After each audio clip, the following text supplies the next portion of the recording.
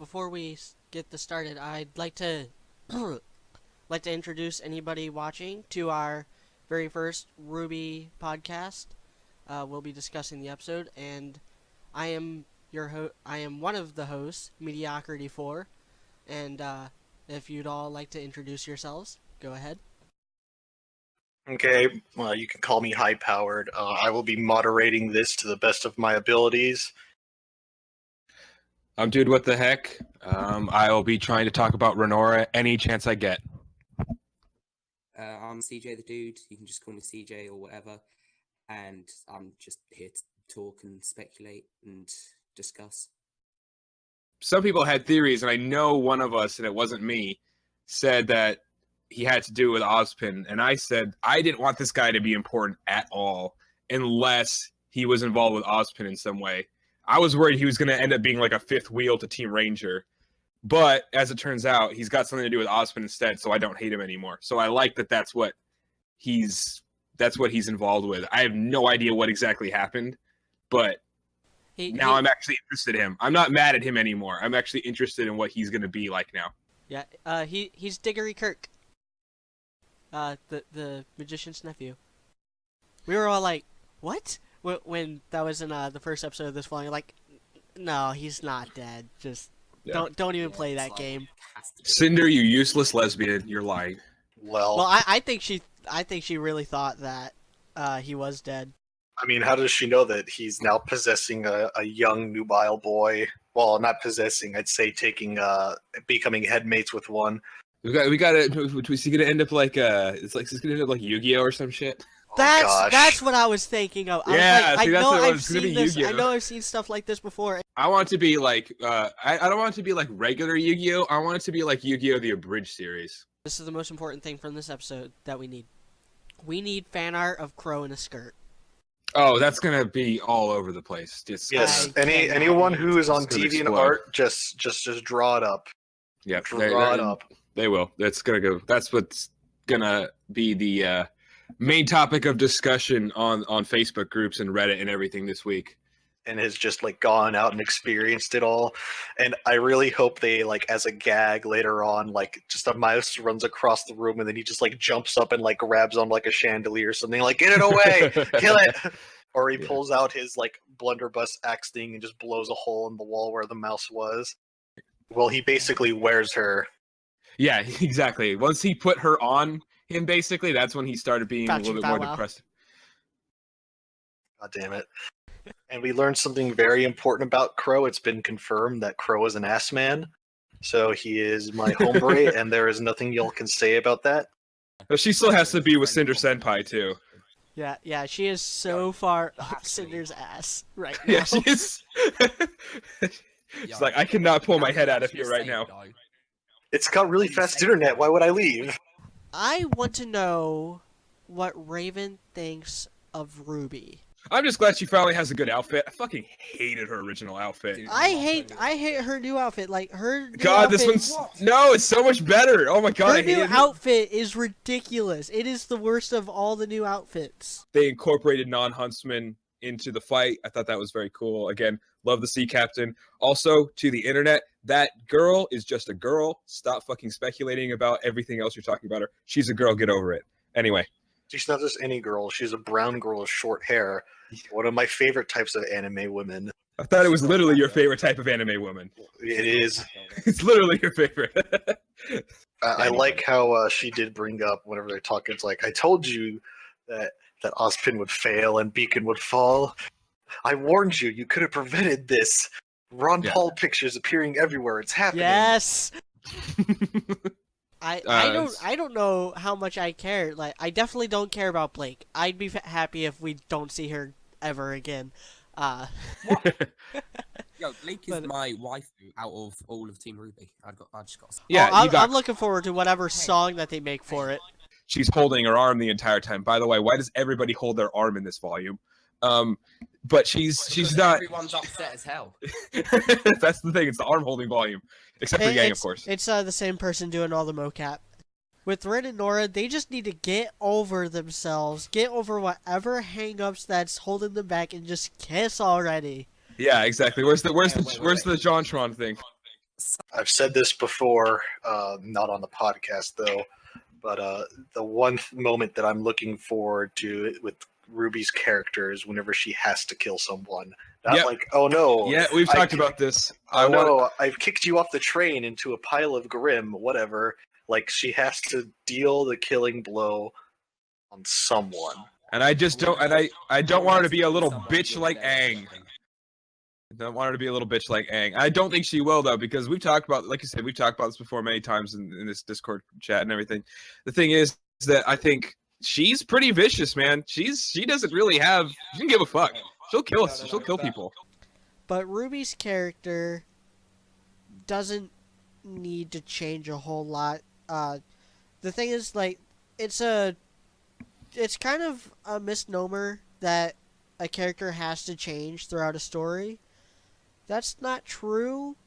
A character just has to be given the opportunity to change. There's plenty of awesome stories where some of my favorite characters ever have been the type of characters that like are given opportunities to change and then they don't.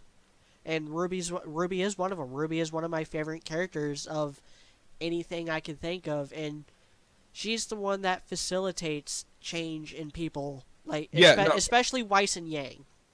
I think most of us here are Bumblebee shippers, actually, as far as I'm aware. I don't care enough about Blake to ship her with anybody. That's fair enough, but either way... Hey, what would you do if Renora finally becomes canon, but they basically have it the Arcos way? They get one kiss, then one of them dies. No! I would riot. I would riot so hard. Ravioli. And not just because Renora literally is my OTP, not just in this show, but period, because I hate when people misuse that word, or that phrasing. I use it properly. But also because that'd be really stupid because they'd be doing the same thing twice, and I would not understand that at all. Well, not the same thing twice. Well, unless they kill. That would essentially be the same thing twice, though. When you need some cuteness, when everything is getting dark as shit, them being together and being kind of cute and funny. Because let's be honest, their dynamic. The reason why everybody ships them is because even not as a couple, they sort of act like a cute and quirky couple together. Their dynamic works well. They're a comedy duo. They're a nice little comic relief duo, and that's all they really need to be. That's why it just seems obvious to just find a cute way to get them together, and that's sort of it. You don't need to bother with them too much after that. Like, you don't need to have relationship drama. They're just that little bit of relief that you need, that you'll need when stuff starts getting darker, because as much as it's true that they're making this volume a little bit lighter in tone, all the stuff they're setting up is even darker than what we've seen before. So that's why I think that's necessary. And there's my Renora tirade for this podcast. Yeah. I'll plug this channel. Please subscribe. I'm trying really hard to get reviews for the RWBY episodes out. His reviews are good. I like them. I think they have more insight than a lot of the other people that are much bigger. I won't name names, but yeah, I mean, totally. He goes much deeper. His video in this has no effect. Shout out to media.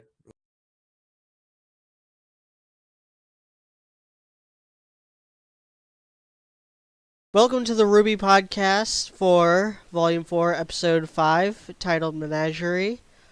I am the man of 1,000 characters, Mediocrity 4.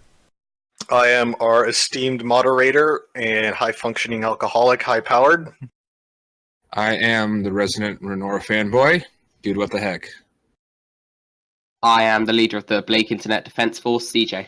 Yeah, there was like one of them had like a different walking cycle, and then I actually looked at their legs. It's like, oh, that's why. That's kind of cool. But unless you mocap people walking, walking never looks good. And even if you mocap people walking, it still doesn't look good. I don't care what anyone says. But someone was talking about like how hard it is to make people look good when running in animation, because people don't look good running in live action either. Yeah, no, you look retarded whenever you run. Everybody looks dumb. Unless you're Tom Cruise or Usain Bolt, you look dumb when you're running. Yeah, the most hilarious scene I've ever seen, the hardest I've ever laughed, Scarlett Johansson tried to run in the Avengers movie, because oh my god, she cannot run at all. Yeah, she's just like such an idiot. So she's in a literal like one-piece BDSM outfit, so I mean it's difficult to move in those to begin with. It's even harder to run in them. Son's like, oh, which house do you live in? Is it that one?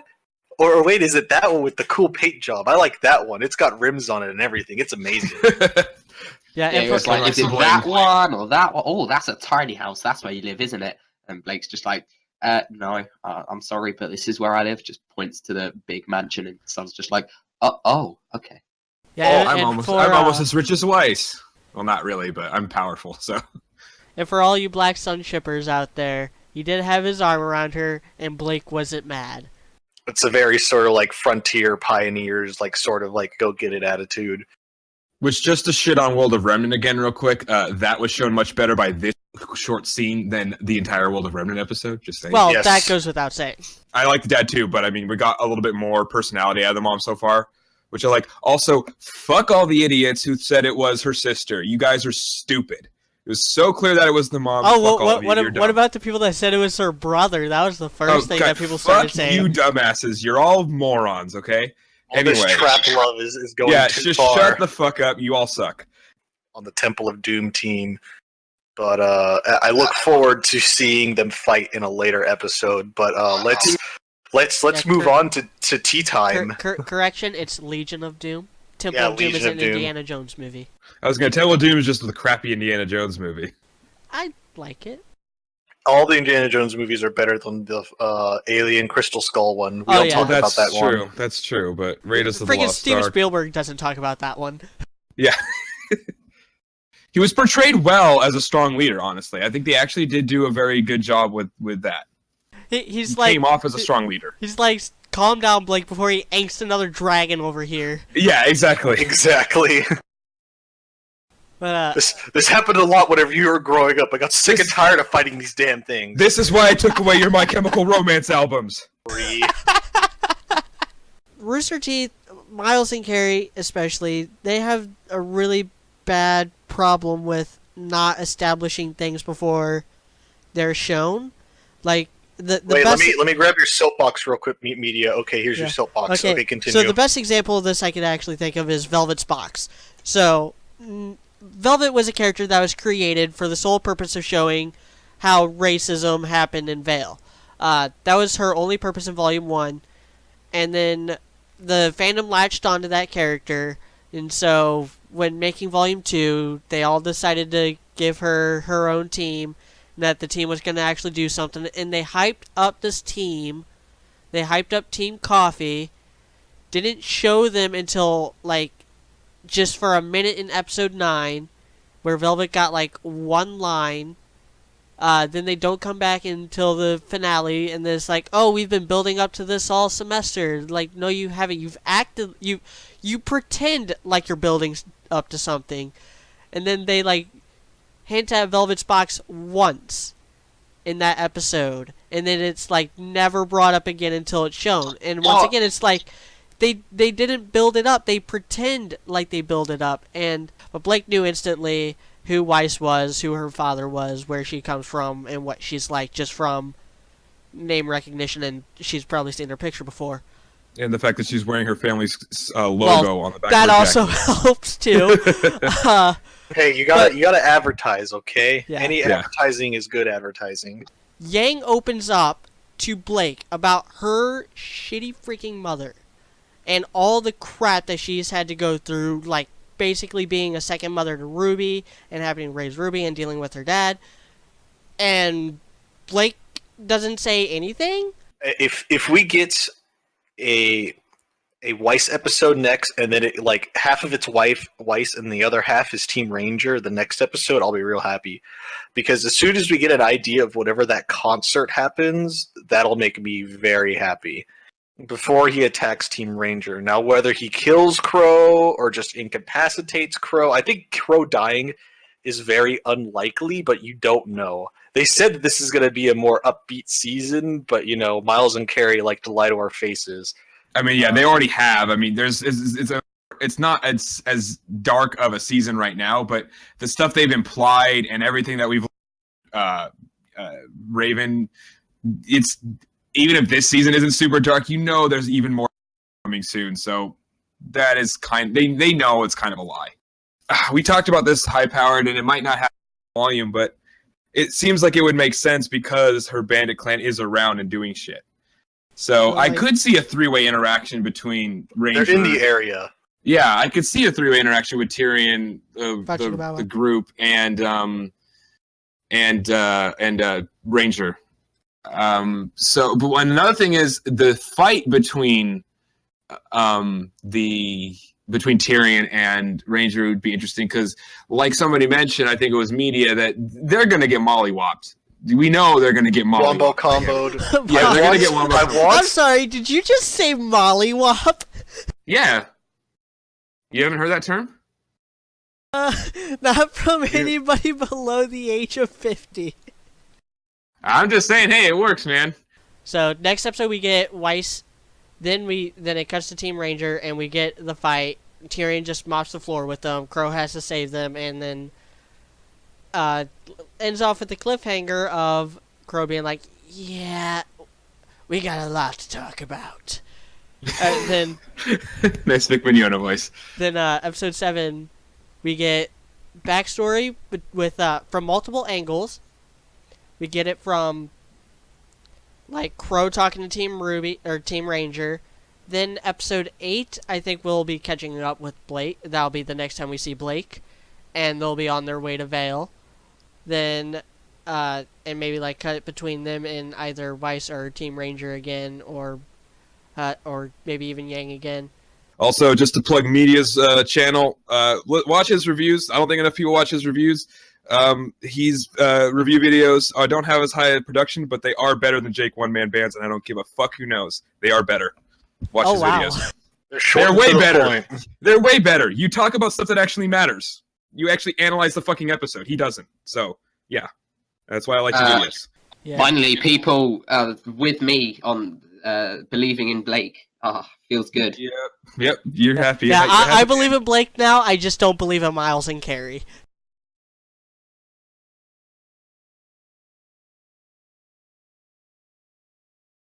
Hello and welcome to the RWBY podcast for Volume 4, Episode 6. We're halfway there. It's the tipping point. I am a man on the razor's edge. Mediocrity 4. I am the man, one beer into his night, high-powered. I am a guy who still is looking for his fucking Renora development, but is also really in love with Tyrion right now. Dude, what the heck? Tyrion, not as much as in love with his hair, though. I'm CJ the dude. So does that mean this town was just demon lesbian hentai? Well, if there are brown anime girls involved, then High Power's all over it. But if not, then he doesn't really give a shit. Dang it, I had something like actually pulled up, and then you guys got me off track with this. What did you expect? Sorry, but not sorry. Yeah, it's not a podcast if we talk about the subject the whole time. It means abundant ideals in Japanese culture. Oh, So it's interesting. basic. So Aniyuri was basically the internet, an abundant ideal of trolls. Yeah, basically. Yeah, there you go. That makes sense. And if you like that joke, hear it again when I finally do a review of this episode. At the end of that first scene, it's like still afternoon or whatever, and they're like, "Let's get out of here." It gives me the creeps. Then it cuts to Weiss. Then when it gets back to them, it's like nighttime, and they're still in that town. Yeah, it I'm was lost. Yeah. Which the map would have helped them anyways, because it wasn't on the Yeah, it wasn't on the map. Which was interesting, but it's kind of a good point too. Also, that like With a everything. partially built town probably wouldn't even show up on the map, or it might just be like a dot. Yeah, they travel for an hour and just now realize that the compass points to the spawn point, not north. Yeah. She's probably just confused that Ren has had more lines than she has this volume. Just throwing out more new information doesn't make the world deeper. In Yeah. fact, it just makes it more shallow. Shitting on Vale for getting attacked because they don't have the appropriate defenses in shitty quotation marks. Yeah, what does that even mean? Atlas is built in a place just because the Grim get cold. Yeah, they literally freeze. They become grim statues. He made it look so easy, which shows just how outclassed they are. And it really gives them perspective. She was like Vegeta when he went up against Android 18. He went Super Saiyan, got all cocky, got his ass kicked. And Ren confuses like Aphanis? Nani? Masaka! And then Like, oh, who would have thought that a faunus would be attacking us? Like, what? You work for Cinder, do you? Well, no, Tyrion's like, they're all just he's tin like, soldiers I and serve pawns. our goddess. Yeah, and then he says, I only belong to our goddess. And Ruby's like, Cinder. And Tyrion's just like, in her wildest dreams, even though, yes, I am actually here for Cinder. Team Ranger sets off. Crow stays because of the barmaid. Then he loses track of time for reasons. And then the barmaid's like, oh, hey, tonight while I was cleaning up, there's this really weird guy. He was asking about a girl with silver eyes. Crow's like, oh, crap, where are they? Oh, crap, Shit. they already left. Gotta go. gotta go fast. Also, when the fuck is Mercury gonna get a line this season? Please. He's never going to. I don't think They can't afford it. But Yeah. they can't. He was in camp. Episode 7 opens with Oscar doing things with Ozpin in his head. You get about completely 2 forgot about minutes of Oscar. Oh yeah, Oscar. Thanks Oh for yeah, bringing us he's back in the to him. show. High power. He's in the show.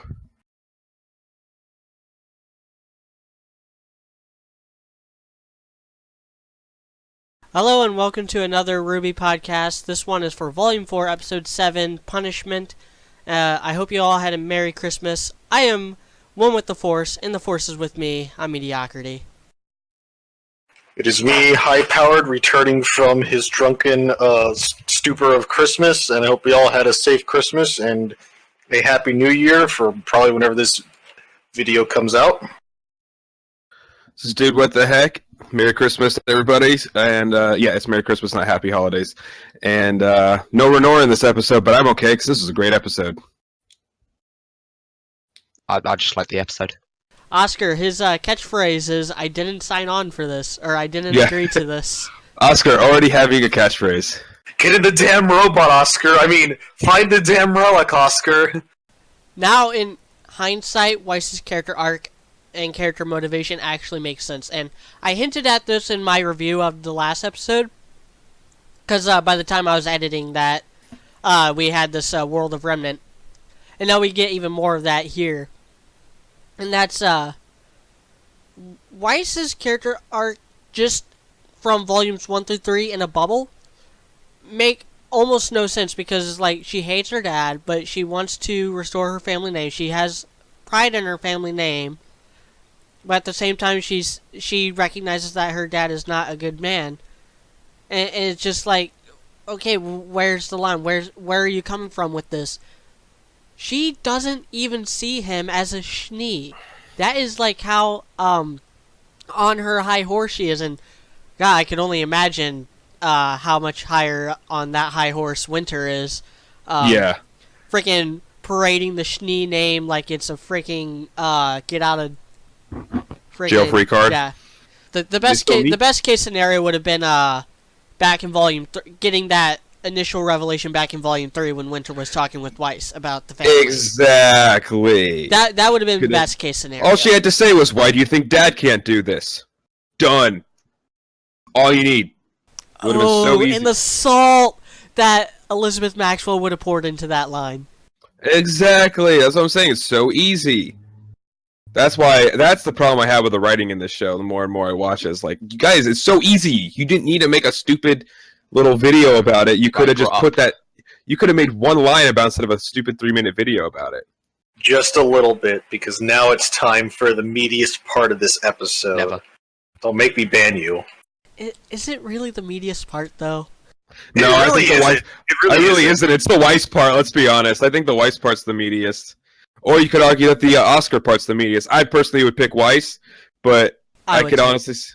I'd pick Weiss, and then honestly, I'd put the second fight is the bit meatiest. where people lose the most meat, so you could say that. That's Oh, true. shots Bazinga. fired! was good. That was pretty good. And then blocked by But- Tyrion's bullshit tail. Come on, This really? was- You lose your weapon and you beat the guy more without your weapon. He did more damage to Tyrion without his weapon than he ever did with the weapon.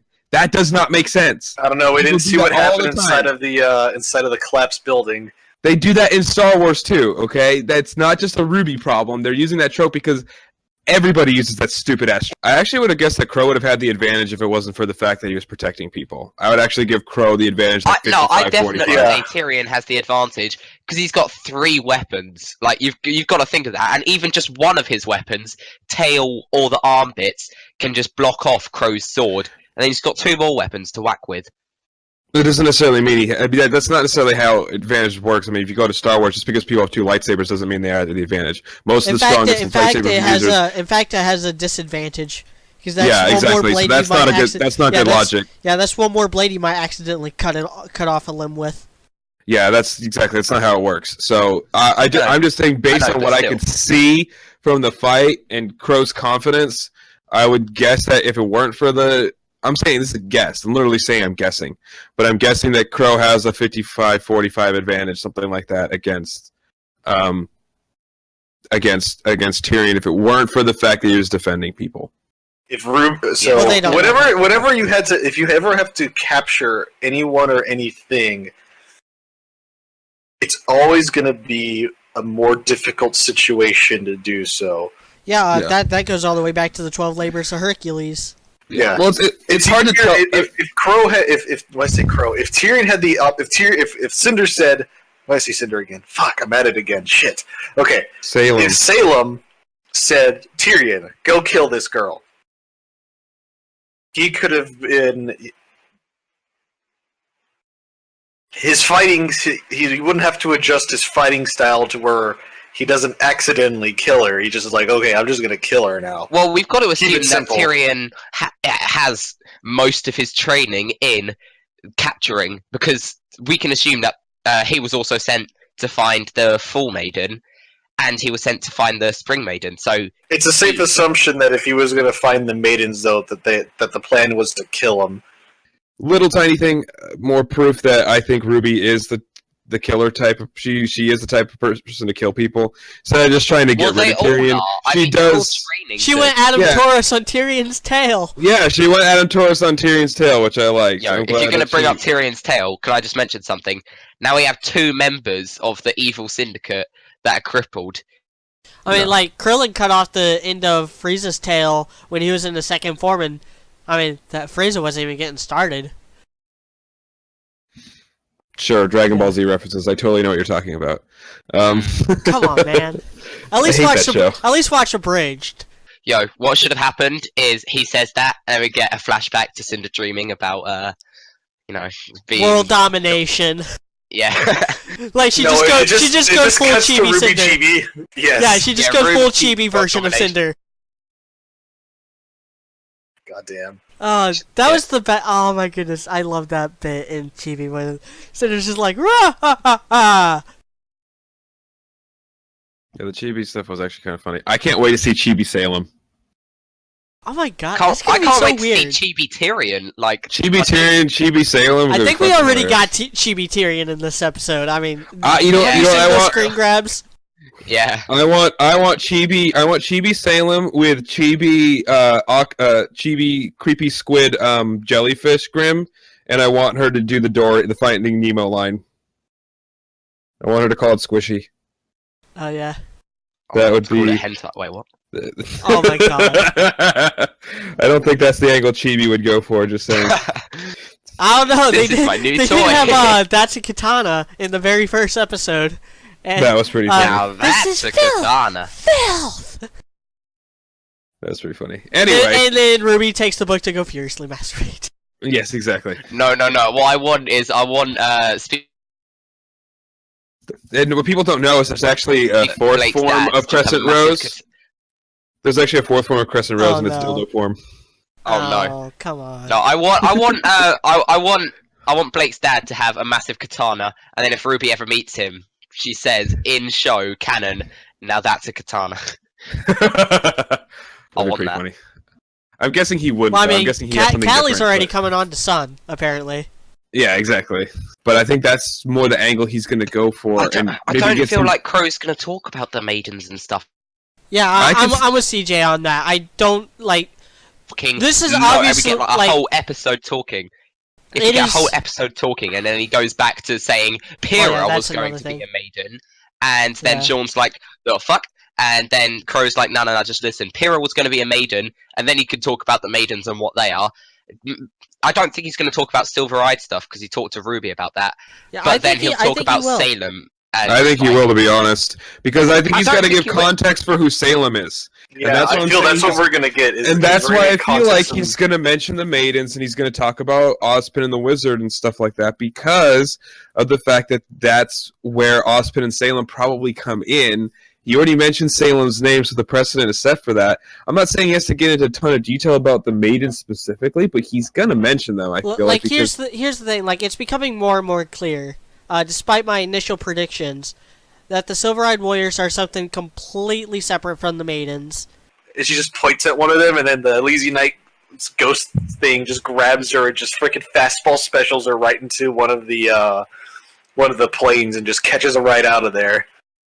Yeah, Oh, that would be so cool. Because here's the thing now. Here's the thing that we know now that is changed. The fact that Jacques is not a Schnee. There's not going to be a fight showdown, I don't think. Because my guess is Weiss could probably kick his ass. If she just does a summon and then she just throws herself out the window, that would make my day. It would be so simple and fun. It'd be good. Yeah, it'd be cool. Oh, and then after this, because of the way summonings work, she's able to summon like a version of her father. That would be weird, but nice. Well, it's a stand.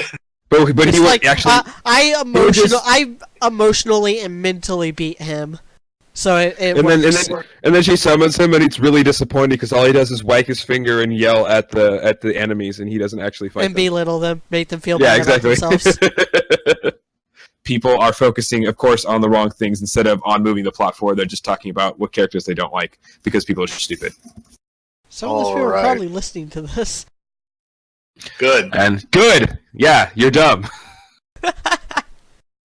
Stop being dumb. Focus on the things Alright. that actually matter. You're supposed to not like those characters. Stop complaining about them.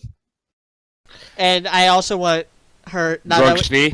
now that we know that she's a true Schnee and would have that semblance, I kind of want her to have like a poker game with all her summonings, like all the people that she's killed or something, and just like She's like she's her own drinking buddy, because that would create a really awesome parallel to like the whole loneliness aspect of Weiss that also isn't adequately explored as much as No, I want wanted Mama to. Schnee to summon up just like loads of booze and just drink it all.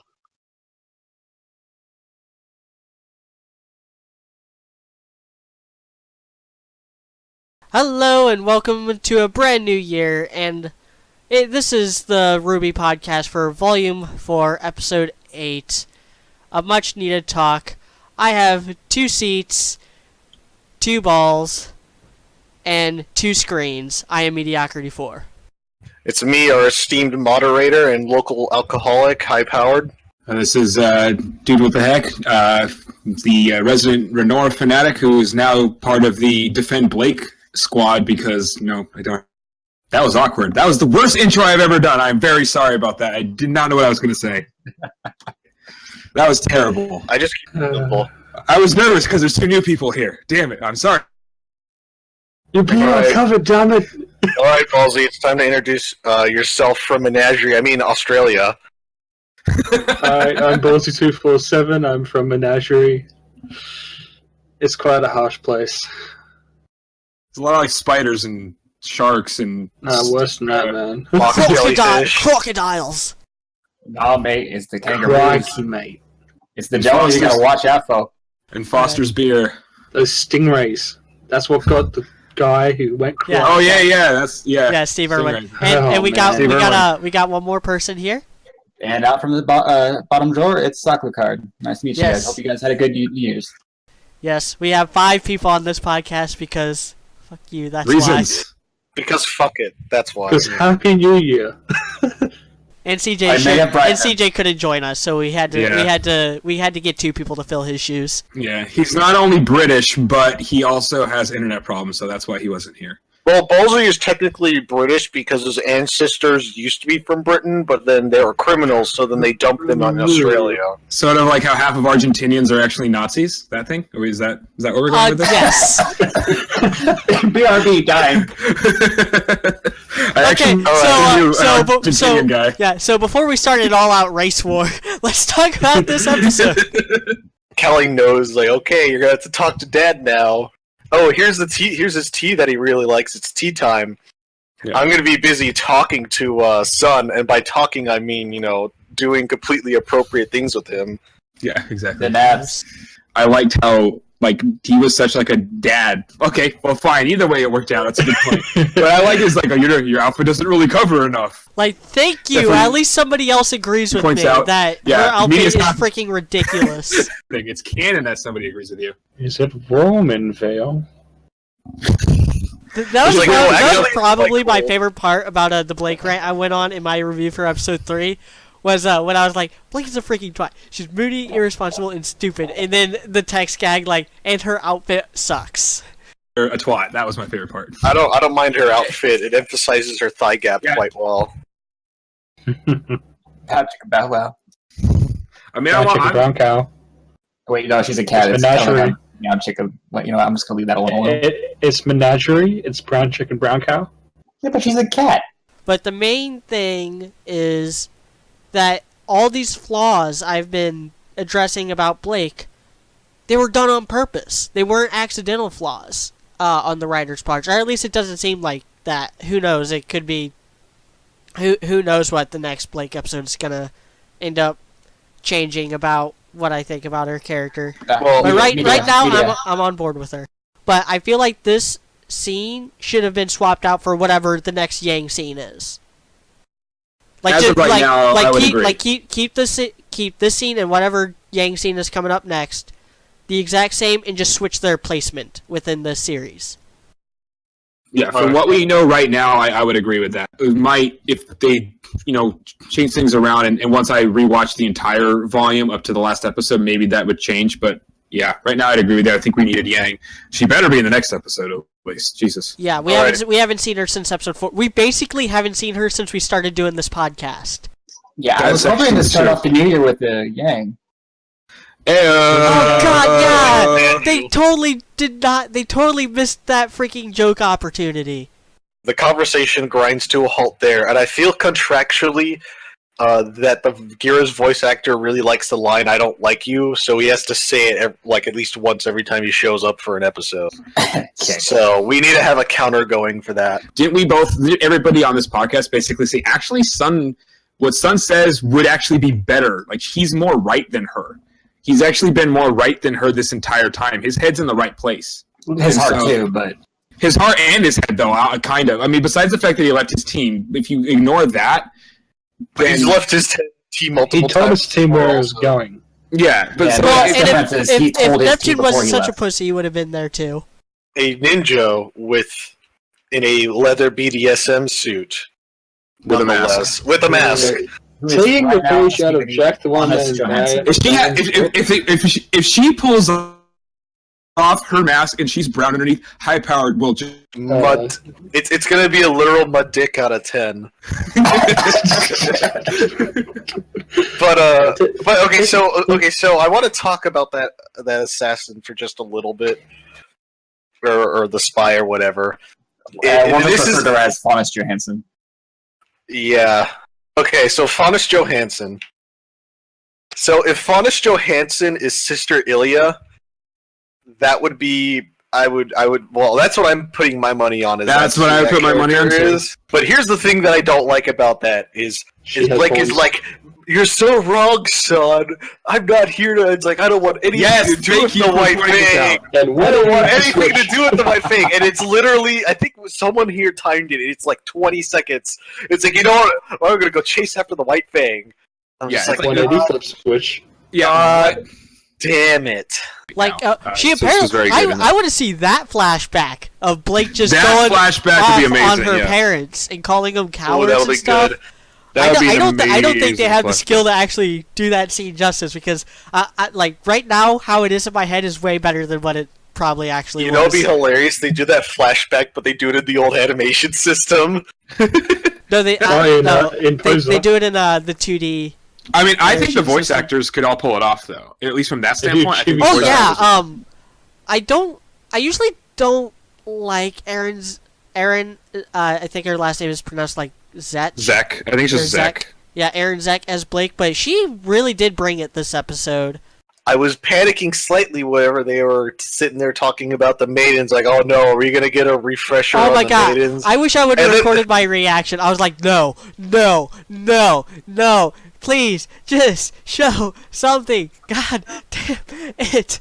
And then they actually showed something. I was like, okay, thank God. That was really minute. clever the way they did the animation. I personally loved that. I don't know. It feels like the stakes just like changed, and now they're actually lower than what they were. Yeah, we Kinda got our does like- We got our MacGuffin, but it's not a very good MacGuffin. And not only it completely downplays the Grimm, which are supposed to be the primary threat in this entire world for human civilization since it began in Remnant.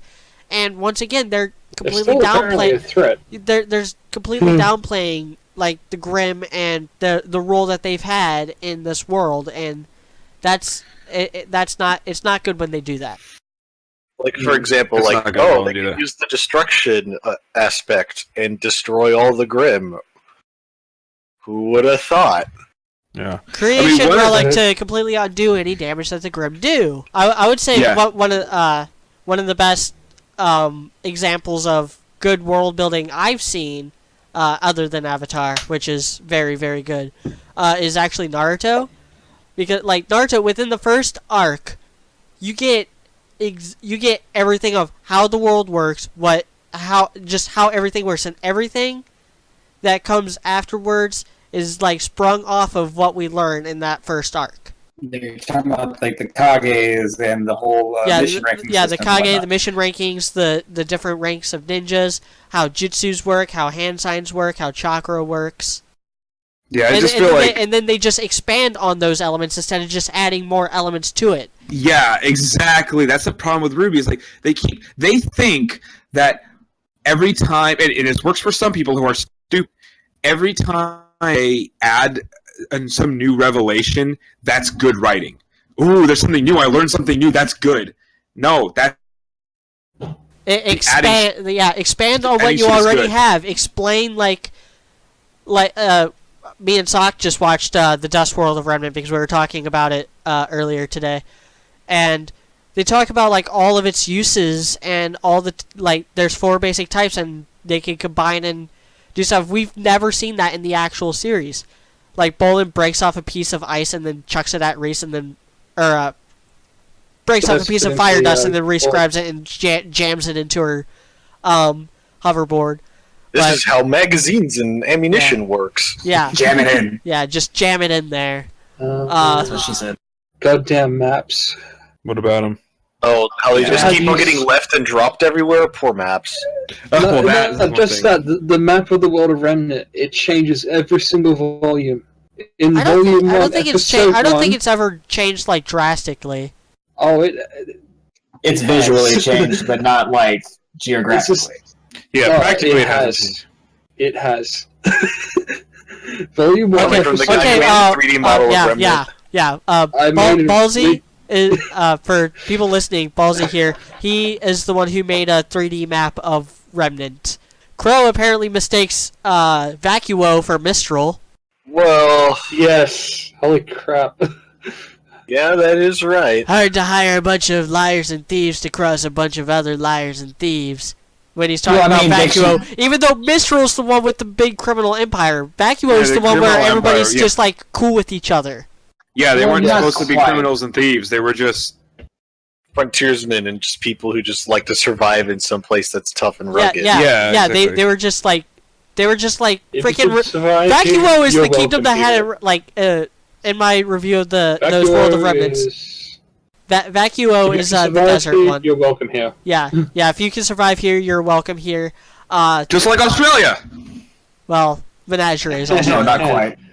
I think it's supposed to be more like Africa. But Egypt. Vacuo was the one that like They're had it right. Like, kinda like Egypt. They're the ones who are like just a bunch of freaking peace-loving, cool dudes just chilling out in an oasis, and then like Mantle and Vale and Mistral had We want your dust. everybody else had to like freaking come and ruin everything. Stupid Europeans. Messing with my vibes, dude. Come on. Hey, I'm of stupid. I'm of purely We're stupid, at European least in descent as Germans. well. Yeah, but I would rather they a little more elaborate on what we have and Yeah. use what we have, and then like you can like then like little off branch of this is here too from what we already have. Not just like it's like I'm taking math class. Don't throw English and history and everything. Yeah, I would have much preferred mean. if RWBY as a Silver Eye Warriors thing was what we focused on, or that and Salem as just a person, and the Grimm. If those were the things, like just the Silver Eye Warriors and the Grimm, if that's to go much more in depth in those things, those are things we've kind of had, at least, well, the Silver Eye Warriors thing we didn't know from the beginning, but everything else we would have known, and they could have expanded on that, and it would have made a deeper world. Yeah, I mean, I I can would have loved the understand. Silver Eye thing. I would have loved more on the Silver Eyes. Yes, exactly. I would have liked more on that. Yeah, I would have liked more on that. Why was Crow even talking about the maidens? That has nothing to do with why Tyrion was after RWBY. Yeah, that's the thing. Like the it's like an important off branch of it. Yeah, that's the thing. Why would we talking about Silver Eye Warriors instead? The thing is, again, I'm going to use Avatar again because it was fucking amazing. The biggest lore thing in Avatar was the Avatar, right? There's the maidens. There's Ozpin, who's like a wizard. We think now he was the wizard. There's the gods. There's the Grimm. There's the Anthony Silver Eye Hopkins and Warriors. Jack. Yeah, because if we're That's supposed to be cool. the maidens were a tossin. The maidens were a tossin. Silver Eyes were supposed to be the original big thing. And we've got nothing on it. We've got more on maidens. We got a backstory. We got artwork on it. We haven't really seen it in action too much, but still, even the Silver Eyes were supposed to be the thing, and we've gotten nothing. Crow wakes up the next day, and his blood's been replaced with grape jelly. Or jam, whatever. Grape drink. Oh, man. Yeah, so that's not good because we all know Crow's a diabetic. That's why he has to drink alcohol. His water's too sweet. I was talking about it with somebody, but yeah, it makes a lot of sense for Raven to at least have one of the relics already, just because like she is a third party in this conflict, and I like out of all the relics, like knowledge would be. I feel like knowledge would be the one that is most enticing to her. And it would also explain some because movie stuff that has happened in RWBY, such as Raven somehow finding knowing exactly when and where to save Yang from Neo on a moving train that's underground, heading from an abandoned city to downtown Vale. Oh, hey guys, what if Dr. Watts is the headmaster of Mistral? Cinder was definitely a student at Haven.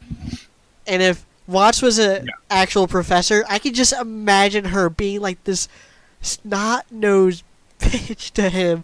Just like the worst, like just a terrible student to him. And that is my headcanon now until we find out that Watts isn't involved in Haven. That will be my he's Dr. Watts.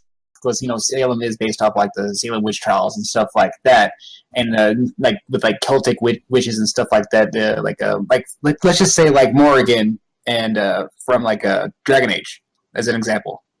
Yeah. If you all have any played that game, I haven't, so I don't know what you're referencing.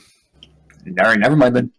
Sorry. Put it in the bottom drawer with the socks and underwear. I don't know. Leave it alone. I'm just gonna. Well, you could explain it, and then maybe I'd agree with you. Avatars. That was just from this end. You're right about that, too. Avatar Ong. Oh, fuck that movie. Fuck Shamalama Ding Dong. It would be an M. Night Shyamalan twist. Silver eye powers. Yip yip. All of a sudden the dragon comes. Uppa! RWBY turns the dragons hard just by a look. Oh, god damn it. Man. That is the worst joke I've ever made. I am sorry. I am so sorry. I just gave you that freaking that joke was as bad as my introduction of myself in the podcast. Oh, don't say that, dude. I thought it was adorable. What introduction.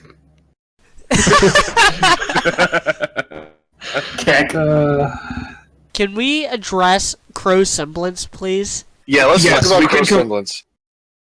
And how freaking stupid it is. It's extremely stupid. We talked about this yesterday in Discord, So there's two ways I can take this and it not be stupid. Either his semblance is to turn into a crow, and he's interpreting it as having bad luck. Because we know that semblances have something to do with people's souls. Because it's like a direct manifestation of the aura or whatever. Like Ruby's speed is because she has a martyr complex. Blake's clones are because she's a coward. Yang's been beaten up all her life emotionally because of like just being abandonment issues. So she has had to like get stronger and fight through a lot of dumb stuff in her life. Weiss and the Schnees have like the Schnees in general have like this really big important family legacy, which is why they all have the same very diverse power. And Crow is interpreting his as I'm a bad luck charm. I turn into a crows, and crows are signs of bad luck. The other way to take it is that it's got like kind of a dual effect. Like he could turn into a crow, and he gives people, not himself, but other people around him, bad luck.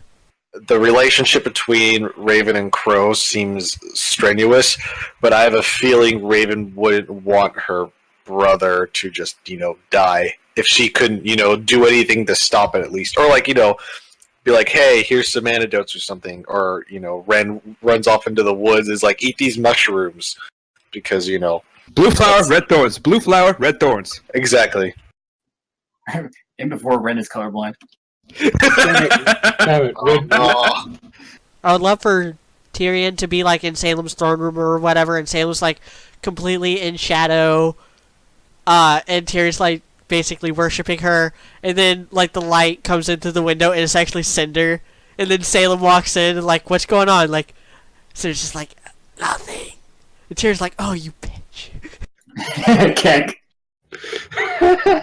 It's so trolly. Lol. Like, and it's like the first time that Cinder smiles this volume, or the only time that Cinder smiles this I volume. was gonna say it would be the only time.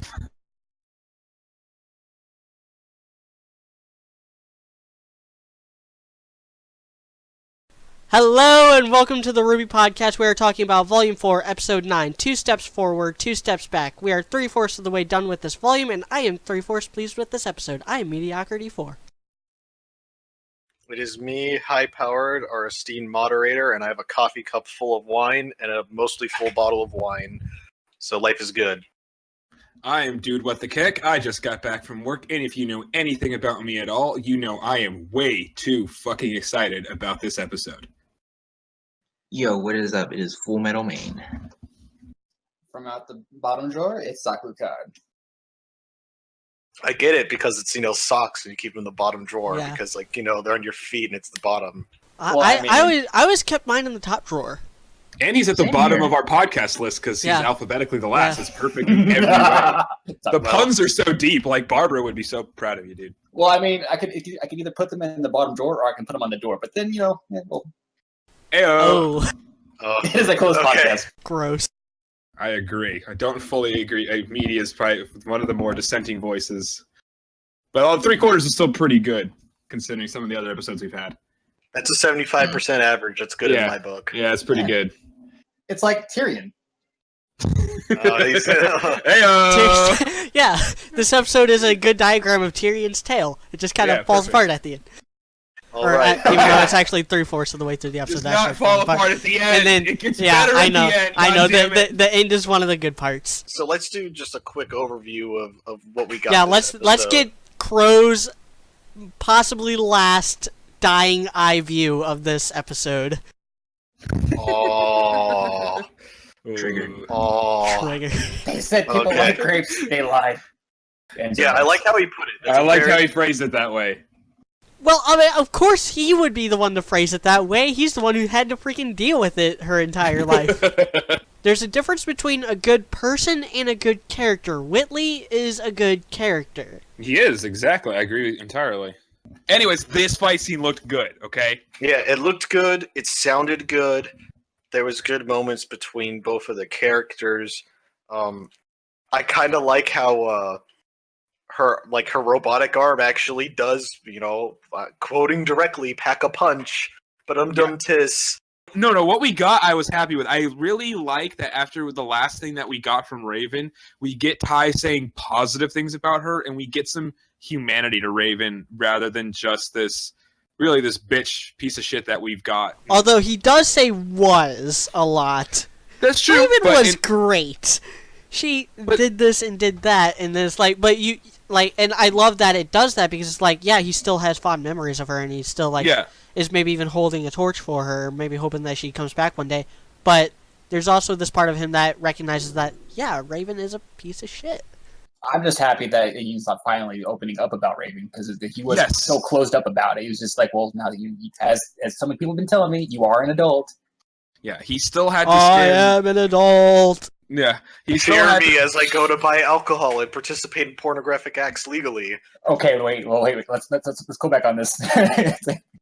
I zoned out a little bit, and then I came back to that. I was gonna say, I think Ty, he still had to face away from Yang and face what somebody said, the banging their sex tree. Their banging tree. He had to put his hand on their banging tree. No. It's like he's sitting there, he's touching the tree. It's like, I think this is where you were conceived as a kid in his head. This is why I can't look at you right now. This is actually generally how whatever. It's like we would just train together, and next thing you know, like our clothes were off, and it just happened. Okay, it just happened. Which essentially means being a huntress and summoning and fighting and all that sort of thing. Which I have grievances against that. I'll get to in a minute. Oh, I can see you having grievances against it. It doesn't necessarily make sense that he doesn't fight at all. Well, no, that's not the grievance. Oh, really? But no, either way, I actually like that. An army can do. I mean, what can an army do that one person can't? I'm just sitting here. It's like armies are made out of a bunch of one peoples. Yeah. I'm just sitting there thinking see what one person can do. Mediocrity 2017 are made out of one. Well, here's the thing, though. So it's like, that'll be the tagline for this podcast. That should be. Armies are made out of one peoples. Yeah, it'll be a picture of Weiss, and then the caption will be like, "Armies are made out of one peoples." You better do that. So Weiss has this control thing where when she's in control of a situation, she's really calm and really focused and sounds really mature. And when she's not in control, that's when she acts out. That's when she projects on other people and has temper tantrums. Like going back to the Emerald Forest Episode stuff. 7. Yeah, going back to the Emerald Forest stuff. Even when she saved Ruby from the Deathstalker, she sounded really calm and stuff, and chastised Ruby because Weiss took control of the situation from Ruby at that moment for a few minutes. And then in the next episode, she's acting out because Ruby is the one that's back in control. She's the one that got named team leader, and Weiss is not happy about that. She thought that she deserved it more. Which kind of goes to show that Ruby actually deserved it more, because not everything's going to go Weiss's way. No. And when it doesn't, she summons Porpotus on party members. Yeah, but I know you don't watch Dragon Ball Z, but a lot of people do. When Vegeta fights Android 19 and goes Super Saiyan for the first time, he's like, "Tell me, do you feel fear?" And it's just the cockiest, most self-assured Vegeta had ever been. Which is saying a lot. Yeah, which is saying a lot. Instead of trying to just headstrongly get back in control than the way she normally would, she kind of makes her own control by just saying, "I'm just gonna do something different. I'm gonna do something my own way." And all it took was her moving her bed just a few inches. Yeah, exactly. Good for her. Very proud of her. I'm gonna slightly rearrange my room.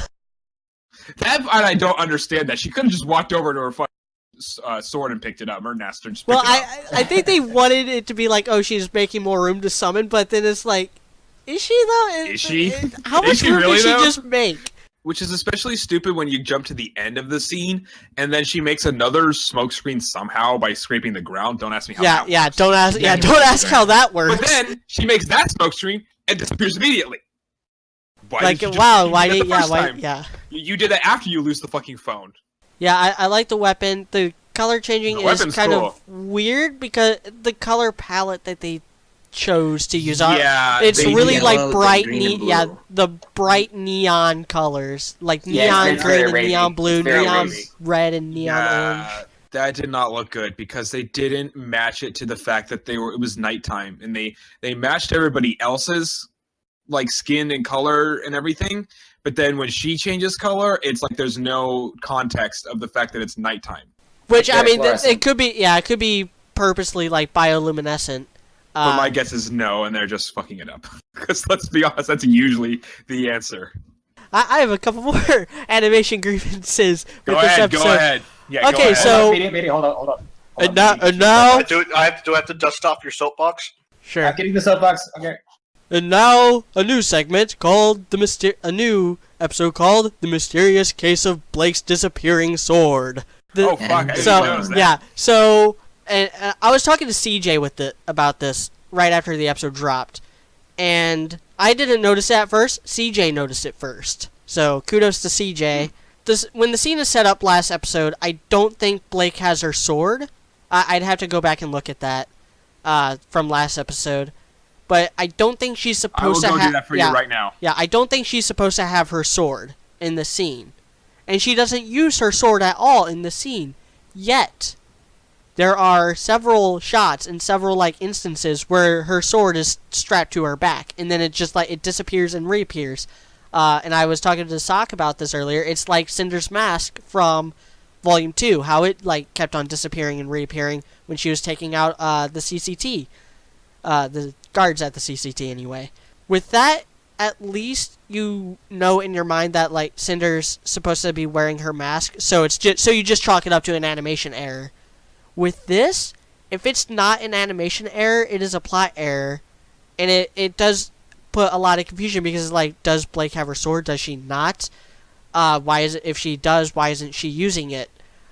And there's other little nitpick stuff like that I won't harp on too much, but like Ilya's mask, it goes from cracked to like halfway gone in between shots.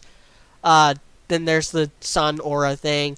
There's another bit where like she's holding nothing but her weapon in her right hand, and then in the next shot she's holding her weapon in her left hand and holding the scroll in her right hand. Blake slapping Sun is more of a fight than this fight was. Oh my Hey, god. that is so Wow, true because that's of the something. triggered internet people. For Ilya and her last name, is there any like mythological or historical? relevance to her name? Amatola is the Native American name for rainbows, so that could be that there could be some cultural significance there. Like maybe she's the token Native American girl of the show, except there is no America, so it's gonna be kind of off-putting. Just like there's no Japan, so when there's like stuff written in kanji, it's kind of weird. Yeah, that's what it reminded me of. And I was half expecting, like in my mind, I'm replaying what's his name, Gimli, being like, why go through or around, or why go over the mountain when we can just go under it? I was like, that's what they should do. They should just dig under the mountain. Just borrow one of those like you know why digging that machines. would also work because Red and Nora, then we could have secret tunnel, secret tunnel, Secret tunneling into each other. secret. Oh my God, tunnel. Is that a Ruby Chibi thing? No, No. that's an Avatar: The Last Airbender reference. That guy is like the best throwaway character ever. Listen on characters. You think you can get away from Gollum? Don't make me ban you, Sock. But them balancing each other out, him being the foil to Ruby, actually could make their work as a couple. It's sort of the same thing of Ren and Nora. That's why they work as a couple in a lot of ways too, because they're so different. Dude, I'm gonna have to stop you there. The best Ruby ship is Ruby X Crescent Rose. Well, obviously, Well, that's that the one's only, just canon. technically, as of right now, only confirmed ship. It's the only canon ship right now, so you're technically right about that. Because I justify it simply, it's like, oh hey, what would be a good idea that they would just make camp in like a abandoned village that no one goes to. So, okay, at this point now, I want to say that Adam and Shere Khan's goals are probably one and the same for the most part. They would agree with that. they could do the obligatory Malcolm X Martin Luther King parallel with them. God. Yeah. True. or the. I would call it obligatory, but I mean, yeah, I could see that. Well, I call it obligatory because that parallel's been done to death, especially since the X-Men started. Yeah, but you could say Ilya still feels something for Blake, like she cares about her because they used to be a couple. Come back. Oh, that would be so good. I like the second of silence. He just guys had just had there. You're right. You're right. Top kick, Power. Top kick. Then Ren goes through kind of like a mini arc, right then and there, where he has to like set aside his own fear and go help out his best bro Jean. And or gay lover. Yeah, because they were totally hugging. Ship confirmed. But yeah, I must protect my rinsexual army.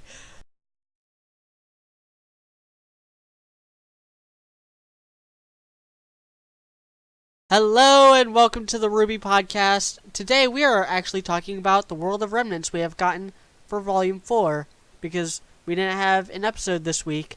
And yeah, I am the once and future king, Mediocrity 4.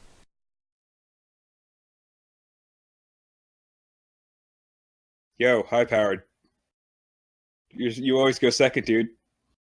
I'm here, I promise. I'm the moderator, and I'm here. That's high powered. Being very smooth today. And yeah. I am the man who's upset that the latest episode of World of Remnant was not about Renora. I am dude, what the heck? Insane. J.R.R. Tolkien built Middle Earth over the course of upwards of, I think, like 20, 30 years. A long fucking time. Before he wrote and he wasn't even finished when he died. It. Yeah, he was still working on it when he died. Yeah, and he was still like doing like all these things. Like there's a whole nother book that's just the lore of Lord of the Rings, and 90% of that has absolutely no relevance to the actual Lord of the Rings story, and isn't even hinted or mentioned in that story. But that's just all stuff that he came up with to make the world feel richer. Whereas Miles, Carey, and Monty, they came up with most of the stuff at 3 a.m. at an IHOP one night. And the thing is, like, I can understand why they're doing that, but IHOP is shit, dude. Like, IHOP is terrible food. I like IHOP. Their pancakes are garbage. I know what I mean. Pancakes from scratch with real maple syrup, dude. Not this IHOP shit. Anyway, let's get into the first episode because we are definitely not going to be sponsored by IHOP now. And here's the thing, like, the Veil one is definitely, like, when I watched it for the first time, when it first dropped, I was like, oh my god, they split up one World of Remnant into 4.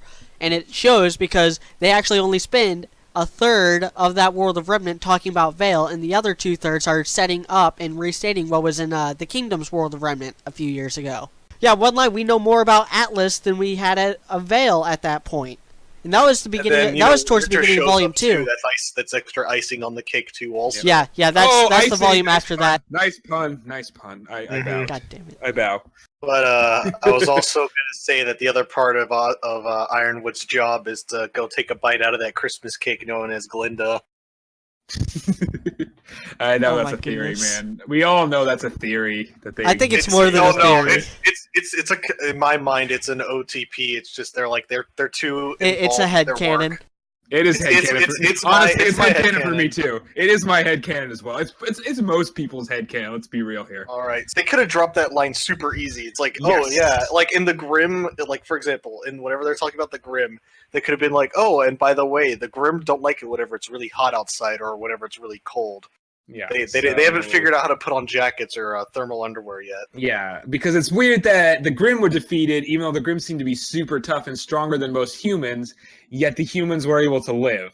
It's a Viking thing. That's actually why I brought up Skyrim, because probably more people who listen to this know Skyrim than know the Nordic countries. But the whole Nordic culture is based around cold mountaintop stuff, and the Vikings discovered both Iceland and Greenland, and in order to like keep the lush tundra to themselves, they called it Iceland and called the barren ice wasteland Greenland, just to fuck with people. So wait, Media, are you saying that people that listen to a podcast about an American anime show like to play a lot of video games rather than learn about history? Oh boy, you're gonna trigger a lot of people in comments calling RWBY an anime. I know. It's like a really cold version of Gurren Lagann. It's just sitting on top of a fucking inactive volcano or something, and then Salem uses her black magic or whatever to get the volcano to blow up and wiping out all the Atlas. I swear to God, if that would be so cool. Does this? That actually be dope. I will hire a lawyer and I will sue them over it. We'll be your witnesses. We have to be. We're the only two here. Hashtag make Atlas melt.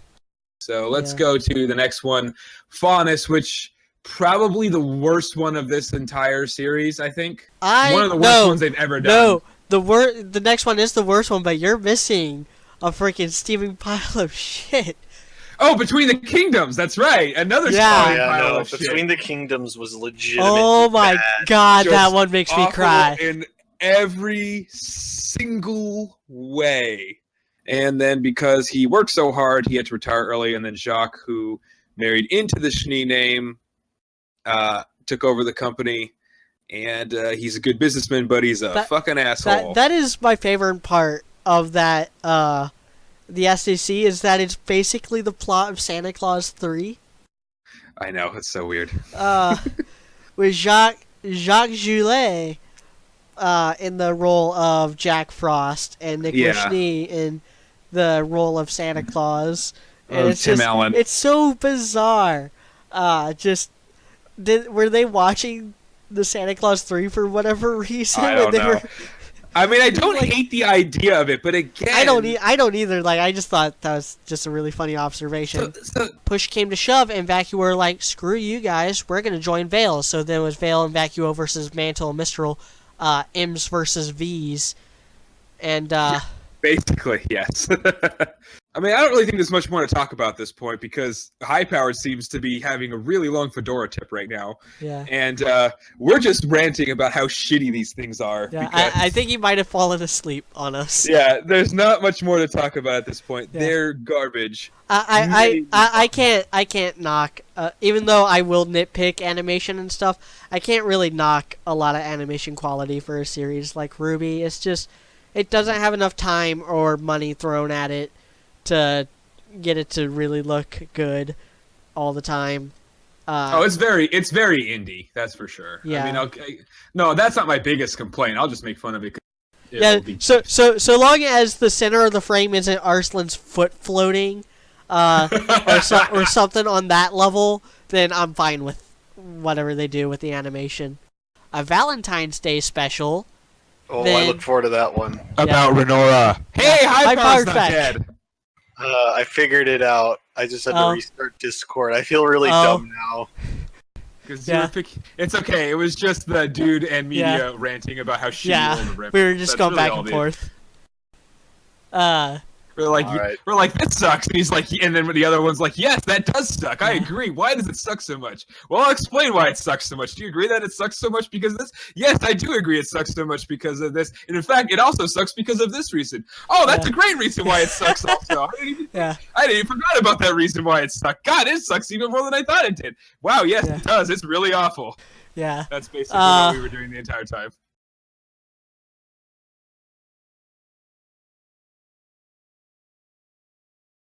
Hello and welcome to the RWBY Podcast, Volume 4, Episode 10, Kudo Yuri. I am your friendly neighborhood Mediocrity 4.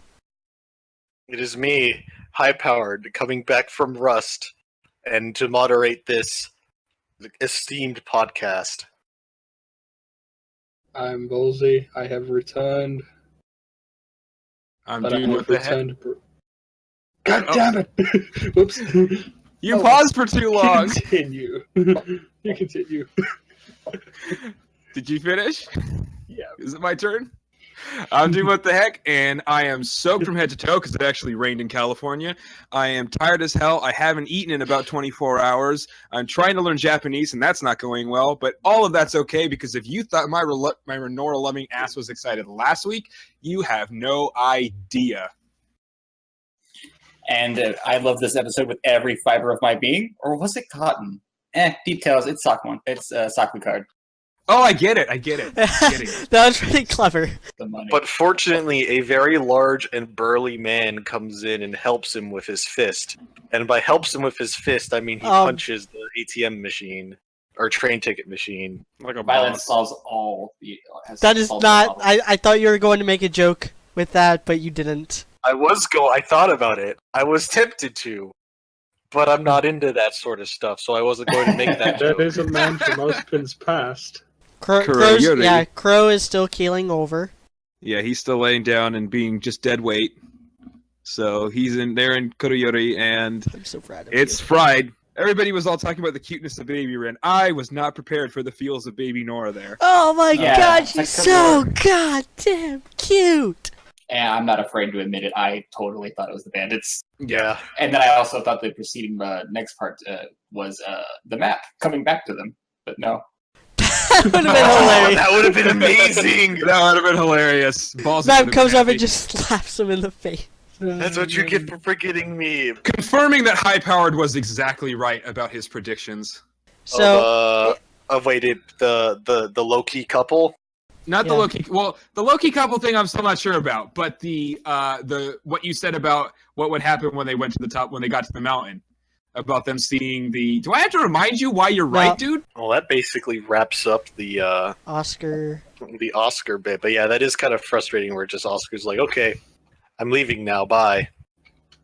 Yeah, it's a little frustrating. The scene itself wasn't bad. It was just what they skipped is the problem. Yeah, I'm definitely going to grouch about Oscar in my review. Ayo! And that's good. exactly how I'm going to segue into it. That was good. I That was see the very image good. already. I see the image already. Yes.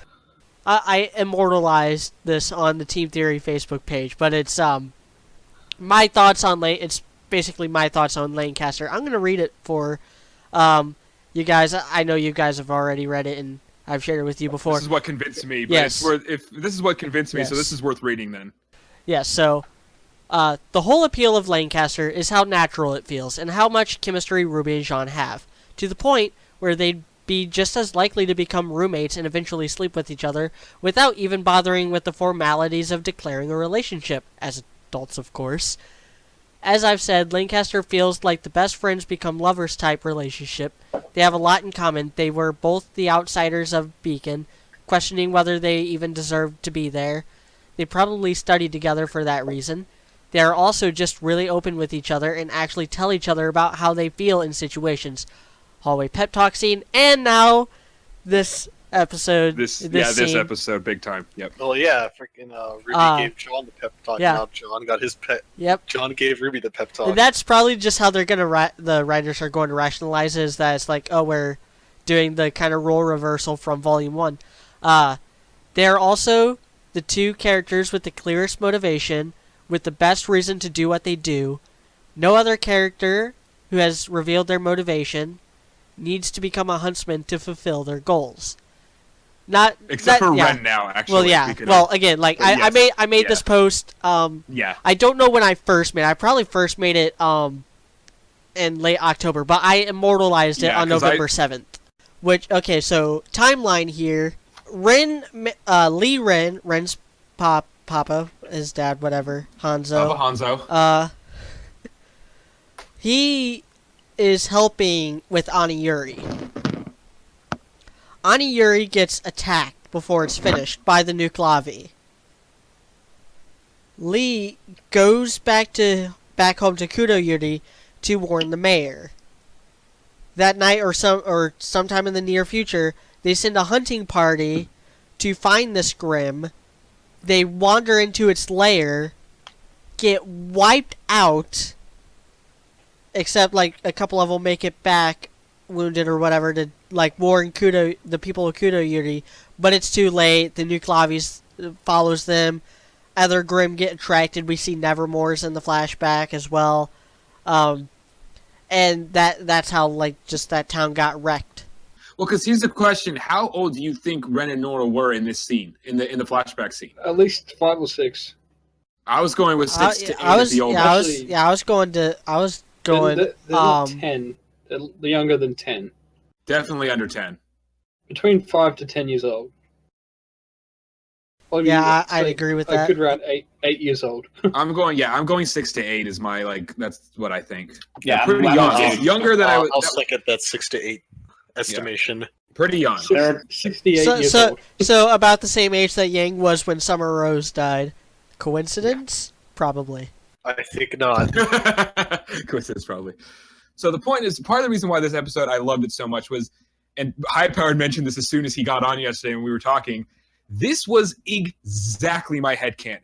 Almost exactly my headcanon, to a point where it scared me a little bit, because my headcanon was pretty much exactly this. And my headcanon was hopeful for their relationship. Like, I wanted them to have the most tragic backstory, the most amount of time possible together, the most reliance on each other possible, and all that sort of thing. My headcanon was exactly this. Nora was a street urchin. Ren saved her. As little kids, Nora was picked on, all that kind of shit, all that really dark. I called this several times that Nora has by far the most tragic backstory out of any of the important characters in the show. And I was exactly right, and that makes me so happy. The funny thing is, this was a headcanon that most people never heard, because that is, to me, that was too optimistic, and I never actually thought the writers would do that. Well, dude, now that you said that, it's like since they had to rely on each other so much, it's like like perhaps like the first time they had to like try and cook, it's like they found out Nora really couldn't cook, so Ren did it, and the first thing they made was pancakes, and that would, Nora hadn't really had fresh food before then, so her like first like actual like home cooked meal since her parents had obviously died or abandoned her. Was pancakes. Oh my god, that is so sad / adorable as fuck. Oh my god. That's just my headcanon. No, that's very likely possible, because pancakes. Oh my god, I might have to do. such I a might have to simple do that thing. as a fan fiction. Or I might have to do that as a one shot. You notice how much more afraid or not necessarily afraid, but how much more reluctant, Deeply Ren concerned. Is, yeah, deeply concerned Ren is about Kuroyuri and all of that, whereas Nora, she notices, but it doesn't bother her, and that is really interesting. That because Ren sees it as losing his family. Yeah, Ren sees it as the death of his innocence, whereas Nora sees it as like the start of her joy. Every cloud has a silver lining, just like every sunken Arco shipper becomes a Lancaster shipper. So you're telling me that as soon as his aura is unlocked, with no training and no experience, he's able to use his semblance and master it to the level to where he's able to extend it to Nora, and yet some year and a half since Jean has unlocked his aura, he still hasn't been able to get his semblance? Man, if I have a kid like that who was just like, you know what, I'm going to go buy my dad a gun. Or I'm going to go buy my dad some more alcohol. I know he has my genes in me, and that's my kid. Yep. The concept of me having a kid is terrifying. This just in. High-powered is Papa Ren. High-powered's Hanzo. I thought you'd have a gun instead of a bow and arrow, but whatever. Hey, it's the modern day. I'll eventually own a nice bow. Yeah, So there's like, actually like how Nora actually is, and how Ren sees Nora, and how Ren sees Nora still as the little girl. Either way, whatever happens, they cannot go on just being together forever without becoming a couple. Either Ren moves on to get some other girl, or whatever. She has to tell him eventually. Whatever. Yeah. Either way, Nora confesses Ren's not really sure, and that kind of makes Nora depressed. And then Jean just slaps the shit out of him. Jean is that's true, because that's what happened if you're going to the things of returning the favor. We don't need Silver Eyes this volume. We need Jean's semblance this volume, because it's been too damn long. Yeah. Enough is enough. That if it doesn't happen this volume, then there's absolutely no conceivable way that it's good enough for it to be worth waiting another year. Yes. Mm-hmm. Agreed completely. It's the whole what I've called the Toby principle. Is what I call the Toby principle. Don't know what that is, but sure. Sock gets it. Good for it's a Naruto thing. Yeah. More Naruto. Yes. God, I'm gonna binge watch that show and lose like a week of my life just so I can understand all these stupid ass references you're making on this goddamn podcast that I'm on every week. Look, man, just burn through the manga. Yeah. Or no, the best way to experience Naruto story is through the CyberConnect games. or I think the post-credit scene will be Tyrion. Yeah, Tyrion. I think it'll be Tyrion returning to Cinder or Salem. Return to Sender. I mean, return to Cinder. with an S, S-E-N-D-E-R. Yeah. Return to Cinder. Yes. Ruby is very impulsive, and she has a knack for abandoning her team to fight monsters. I think when she sees the new Clavi, she's going to rush in and just get the shit slapped out of her. Get instantly memed on. And John's gonna have I'd to be like- John's gonna have to dive in the way and save her, and that's how he Yeah. freaking. Yeah, That's how he sense. uses his semblance. It's time for plugins because you Yeah, totally yeah. listen to those parts. It could probably be, you can either call it a plug-in or a socket. Hey, Hey, if you had anything to plug, I would.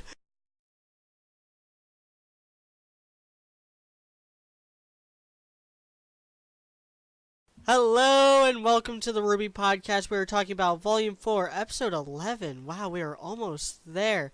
I am the master of my fate. I am the master of my fate, the captain of my soul, Mediocrity 4. It's me, high-powered, the esteemed moderator of this glorious and amazing podcast. I am a man who is still riding the ridiculous Renora highs of episode 10, but getting really annoyed at all the fucktards who are saying they're gonna die in episode 12. I am Dude What the Heck. And things are about to get real. No polyester. It's Saklukan. That's good. I don't know how many of those you're gonna be able to come up with, dude, but they're so good. God, Where there's a will, damn there's a it. way. Yeah. Yeah. And also the Brangle, Harambe is now canon, even though he gets instantly memed the moment he shows up. You could which say makes me it got sad. incinerated. Oh no! Heyo. It keeps happening, man. It just keeps happening. This is gonna be a really short podcast. then, I can feel it. It is, Yeah. because there's not that much to talk about. We know that. Yeah, this was all. We'll This, make it- this we'll- episode was all set up. But, We'll make up for it next week, though. Next Yeah. week's gonna Oh, be you bet. oh nuts. god. And yeah. if Renora kisses, we'll be here for 5 hours. Just letting you guys know that right now. If we have a Black Sun kiss, though, I doubt it. Oh, I hope so, just for the salt and the tears Oh, dude, the salt will be of the hilarious. Bumblebee shippers. Which is I funny think- because We're all Bumblebee funny because most of us are actually Bumblebee shippers, but none of No, us we are don't. like hardcore Bumblebee shippers. We don't Yeah. actually care that much. We'd much rather just watch the salt of the two sides fighting than actually really give a shit. Yeah, I know your style of writing, and I see it too in quite a few places. Probably even my own. Like that, the way they did it here implies like freezer burn, but at the same time, we know it's not. Like, Yeah. Which, we know oh my she god, takes if you want to talk about freaking ship war, confirm freezer burn and just watch the whole fan base Oh just my get God, set if on you could- fire. I would love it. Oh my I would God, love that'd it. be I would love hilarious. Like that or monochrome Dude, would just I would set the freaking buy- fan base on fire. I would have to go to a movie to a movie theater and buy out their entire supply of popcorn for that. That's what we would need to be done for that. It would, But I would do it. It would be worth it. If one of those confirmed, the battle would be like, it's like, oh hey, the genocide's happening, and then the UN/NATO armies just sitting across the river with their blue helmets and white vehicles, just like, yeah, whatever, we're not going to do anything. That's what NATO It's gonna always be does. Yeah, good. though. it That's would what be UN always yeah. does. It would be the equivalent of the Ewoks kicking the shit out of the stormtroopers and Return of the Jedi. Oh no. That was a good meme. I was gonna say that sound of her walking around is as bad as if you try to quietly pull apart Velcro, and the way that you quietly pull apart Velcro is you grab the Velcro and you yell as you're pulling the Velcro, so no one hears you pulling the Velcro. That's a good one. Well, I could see it. I've been I saying could it for see it. I've been saying it for a very long time that Winter is to Ironwood what Glinda is to Ozpin. You're supposed to So- pay attention. So sir. Winter is the one who has to clean up Ironwood's mess when he's done with Glinda. Oh, that's She's the one who has cleaned the deck, so to speak. She can make him stand at attention. Oh, God damn it. That's some That's my cuckolding socks stuff here. right there. God damn it. Oh, well, I mean, she has to be strong enough to withstand his twin-linked hydraulic penises, though. So, Well, we all know that Winter's like asexual, right? oh, that's sad. I just But made that up. okay, where has Sun been? We actually got our son back from that episode. Okay, when you first asked that, I really wanted to say in Blake's pants. And then I was like, was- wait, it was no, Callie's Callie was... pants. Yeah, Callie's pants. Callie's pants, dude. What are you But that's talking where the about? sun doesn't shine. Please stop. It's like in the dating sim where it's like, okay, I can H-scene this chick, but I'm not 100% there. But yeah, well, so- one thing's for sure. One way or another, Son's getting some pussy. Oh, see what he's he already got it with Bella Mama though. Oh But, my goodness. She made that scene for me, honestly. All Yes. the freaking cougar jokes. All the cougar jokes that have come out of this volume have just been She a delight. That's the reason why she interrupted them. She did not want Sun to cheat on her. No, she wanted to join in if they did do something. I bet her best bet would literally just be going to like Mistral to see Ruby, because if our thing's right with Raven being there in Mistral, then that would be 2 birds with 1 stone. And Crow's there too, so hey, yeah, the number's right. So I think it doesn't really matter which one she's going for. She's gonna get the other one. She will find her treasure, but it will not be the treasure she seeks. I see what you did there. If Weiss is going to Mistral for winter, and that whole it's like that would be that'd Even be though I'm their pretty sure it's teammates spring together. right now. Go on. Is this what it's like? Yes. Obviously, the real reason why she was sneaking around in high heels is because that's the only shoes her character model has. Oh. That's the truth. I mean, that is the truth. That's why it's so goddamn funny. But that doesn't excuse... Why did she use that glyph on the door? Assuming that the house is freaking huge, which it certainly is. Did she have to, in her grand escape route, go past her father's office? But if she didn't go past her office, you wouldn't have this exposition dump. Not only that, but where the fuck did Klein come from at the end? Secret tunnels. He's there with Wise. He's like, oh, I have to go pamper Whitley some more, and then he comes back from the other direction. Like, oh, why didn't Wise go that direction? Because he's got the Marauders map. Okay. No. He doesn't really want her to know that. Yeah. It's his stand's power. I solemnly swear that I am up to no good. Klein's stand is the whole building. That's his stand. I feel like that's what we will get as the final. We didn't get the freaking never-ending story moment where she summons the freaking Raven from the Nevermore from Volume 1 and just flies the fuck out of there. I want that I was so bad. mad she didn't just fastball special herself out of the damn building. Yeah, that would actually been. Yeah, that's right. I remember we wanted that. We did really want that. Oh, it would have been so easy too, and it would actually have been like reasonably well. And she doesn't have to like just walk onto the courtyard and it's like, okay, there we go. That's the angle's good. Summons it and then just tosses her ass out of there. And it still would have been faster. Gravity ruins her landing. Yeah, it would have been faster. This scene was really important because we got the reason why she left her team, and it was basically the only forgivable reason. It was the only reason the writers could have given. It was the same reason I thought it was from the beginning. It was the same reason I thought as well from the beginning. Because again, only in my fanfiction I resolved it in like one chapter, not a whole volume. Not like one chapter. In one chapter, I read your fanfiction. I read up to that point. It was one chapter. Callie is the best. Callie is the only character in this whole goddamn volume I have not gotten mad at once. Callie, best mom. Callie Milfadonna, as we know. Like, come on, freaking keep it up. Dude, Callie was hilarious. Callie interrupting them so Sun would cheat on her was a great moment. Oh my! And Just falling flat on her face and. I'm kind of freaking looking forward to the fan base, especially Bumblebee shippers, freaking backpedaling on this. Like, oh well, she's just whatever. Like, no, you freaking grilled Sun. You roasted him over a freaking fire for eavesdropping on Blake and Gira, just 2 episodes ago. Can I just kind of gush over some of the stuff in this episode, in this scene before we do a round where I also have to kind of grill the scene like it's a freaking pork roast. Yeah, man, go to town. Because my god, I'm of two minds of this episode. The actual like scene itself is really good, but and I'll get to it later. But the whole Blake subplot of the volume and going forward makes absolutely no sense. But it goes to one of my favorite lines from one of my favorite shows, The Grim Adventures of Billy and Mandy. You can Such a great show. You can pick your friends and you can pick your nose, but you can't pick your friend's nose. Blake was trying to pick Sun's nose. Metaphorically.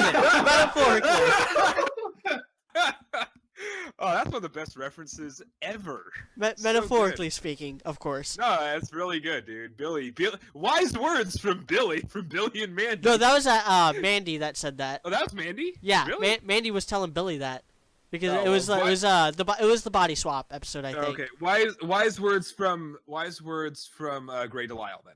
From my original spirit animal, and oh my Callie. You were Sun when you were that age, weren't you? Yeah, She totally really was. Like, I totally think that Blake takes way more after her father than her mother. Oh, and absolutely. her mother was a lot like Sun in personality, and that's why she likes him so much. Like, yeah, we could talk about like Sun's which again leaves which again is confirming Black Sun. That definitely helps confirm Black Sun. Yes, and that's why Callie like gravitates towards Sun so much, and like Gira doesn't like Sun because Gira still wants to play the part of the overprotective dad, and he knows that like Sun is the kind of guy that Blake would end up with. Or should end up with, more so than Because Adam. More than Adam, at least. Because he's the same type of person that he ended up with, if that makes sense. Sun is the same type of person that Gira ended up with. Yes. So he can see the parallels. Go to town. I feel like there's some context missing, especially from Gira's end. What does he know and what doesn't he know about the White Fang comparative to what we know and don't know about the White Fang? Because how does he not already know all this? Why was Ilya just some questions like why was Ilya spying on the Belladonna household?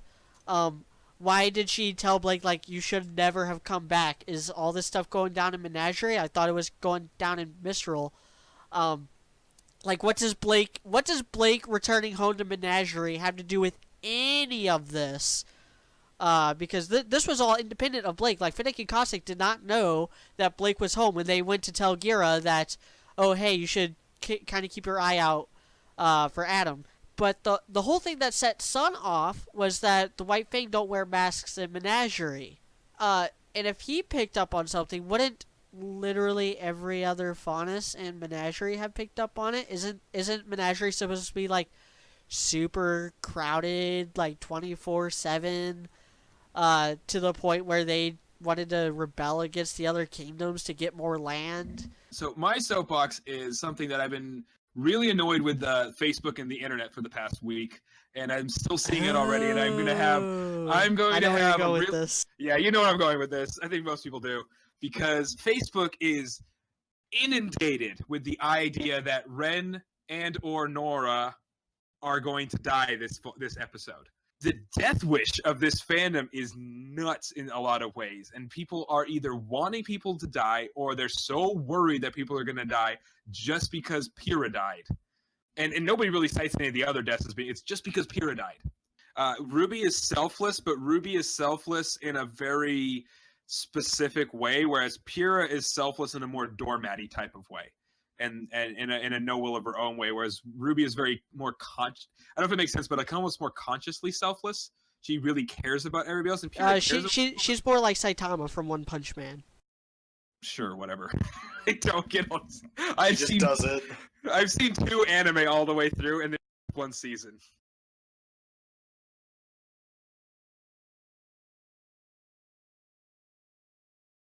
Welcome to the RWBY Podcast, Volume 4, Episode 12.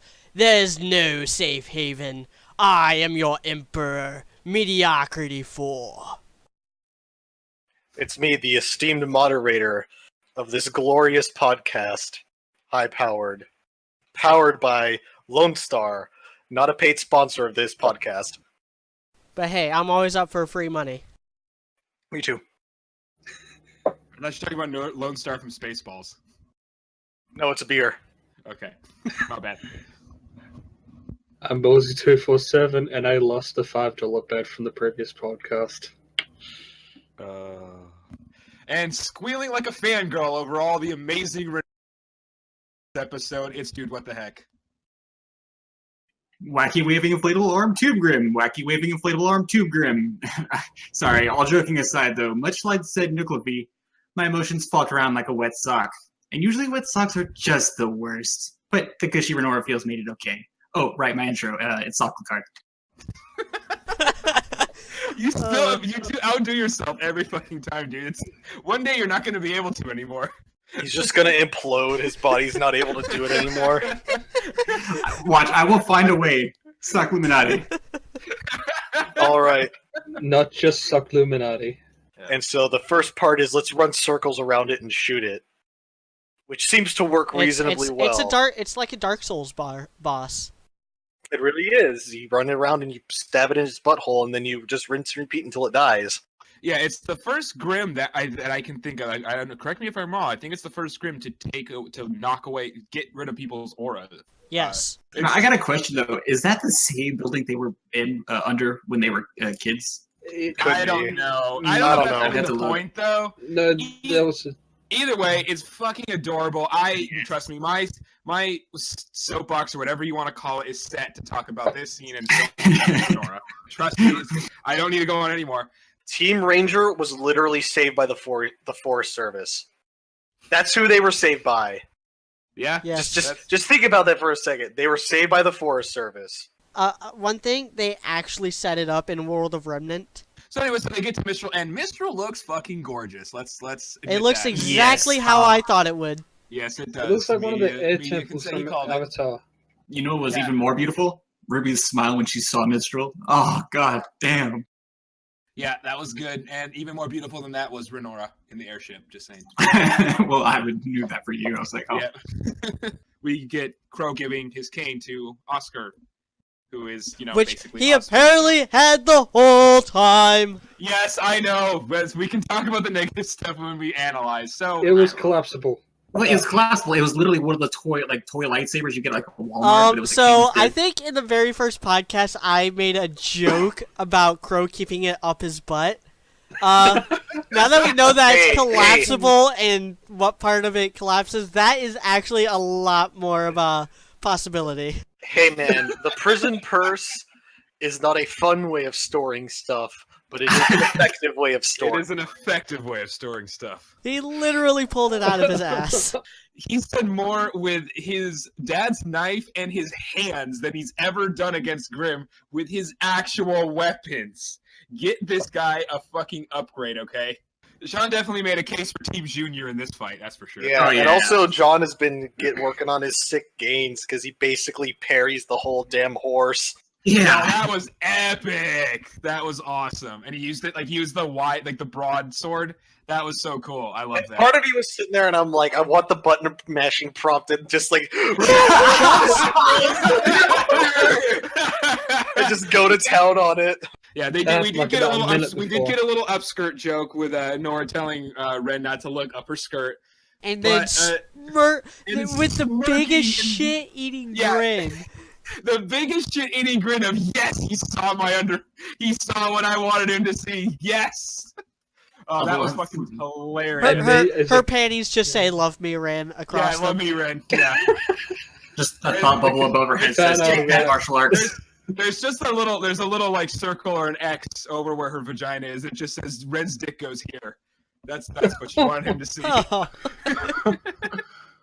Here, Ren, here. No. It just says property of Ren. Yeah, property of Ren. She's got the wedding underwear on already. Oh my! It says property of Ren already. Biggest complaint with this episode now is why they didn't just have her kiss him in that once he grabbed her hand. I do not understand why not. Third, fourth, fifth viewings, second, third, fourth, fifth viewings of it. I have a much more positive overall view of this entire episode and of the monologue.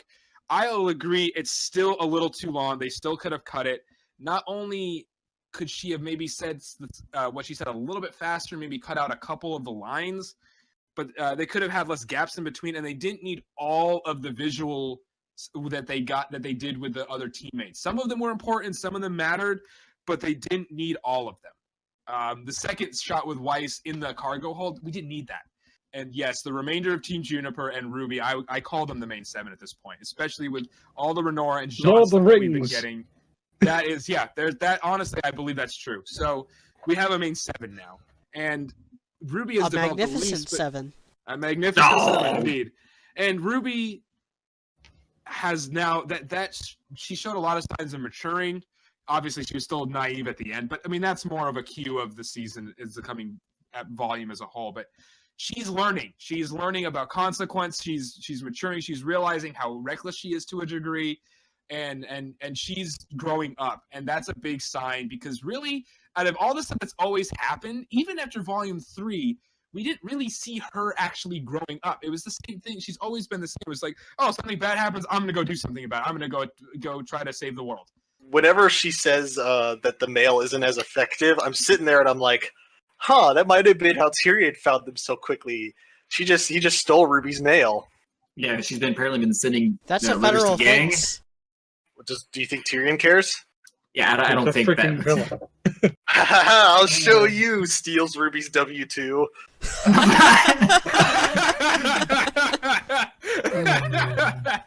It is that time of the year, actually. Well, that's a really It is. It is. But they're Yeah, all in she's- the father's office. Yeah. And then Oh, Gira's like, I'm not going to be able to get the smell of cat and heat out of that office. I'm usually a fan of the big, cheesy end of a season or end of a movie speech for about 2 minutes, maybe even 3, 4 if you're a really good writer. But when you're going on 6 minutes, around the time it showed Cinder, I just tuned out. And then when it got to Yang at that crossroad, which I called dibs on ranting about that, and I heard Ruby still talking, I was like, oh my god, she's still fucking talking. I kind of like it. That scene goes for damn near 6 minutes. I don't like.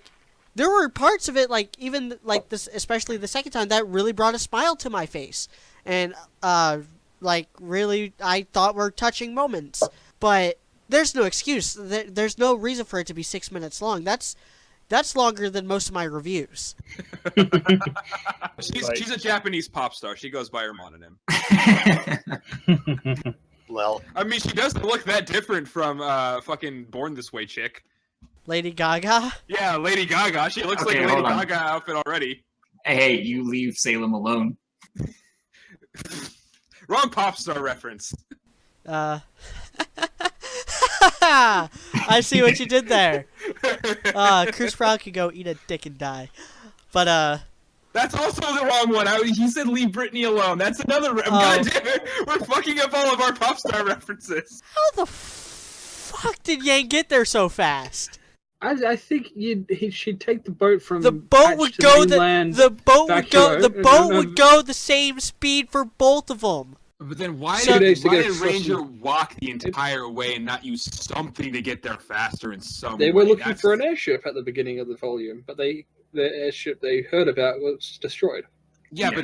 but the journey from where we saw it didn't actually take all that long. I don't have a problem with that part. The problem is before that. The time skip was supposed to be about 6 months. What were they doing for those 6 months? And this is the only way I could possibly rationalize it. They spent that entire time skip in that first village. So Walking. somebody actually did a time thing on that, and I have no idea how they have no life.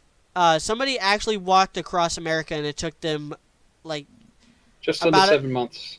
no, it took them way less than that. It was like a month. Or they're walking like 100 kilometers a day or something. Something like that. Like just walking from sunrise to sunset.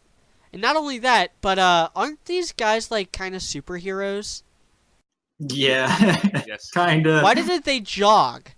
If they were to jog, they could jog like 30 miles an hour. Yeah, but I think Ruby would be way ahead of them in that case. I don't know. Well, only if she uses her sunlight, she can hold herself back. And It made the previous Y scene pointless. Why did she have to be able to summon to sneak out through the back door? I know. Yeah, she should have done what you said. Again, just like jumped she out the should have just window and shit. fastball specialed her ass out of there. That would have been so fucking cool. It would have been. It really would have been so much cooler if she did that. I completely agree. The fastball special or the Nevermore. Either or I would have taken. Both, Either like way. fastball special into a Nevermore. Like I would be fully erect for something like that. I want next volume to be more investigation heavy. Like when Miles and Carrie are sitting down to write this, I don't want them I don't want them to binge watch a bunch of shitty shonen shows. I want them to binge watch Batman the Animated Series.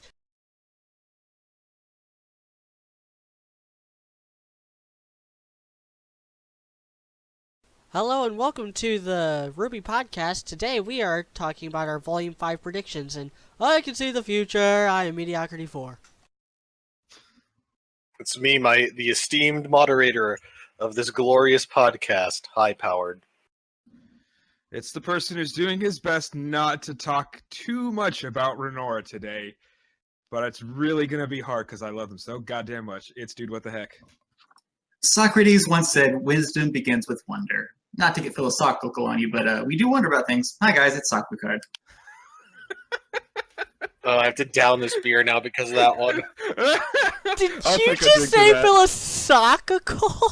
It's Socrates too. It's double. Oh, so good. I thought that's where he was going with it. Like, but I thought the punchline was going to be, but well, Socrates also starts with the sock, so. No, he went next level on us, man. He's still improving. Holy shit, Sock. I swear, one day, you're not gonna make us laugh, and it's gonna be really awkward. But so far, it always works. WBY.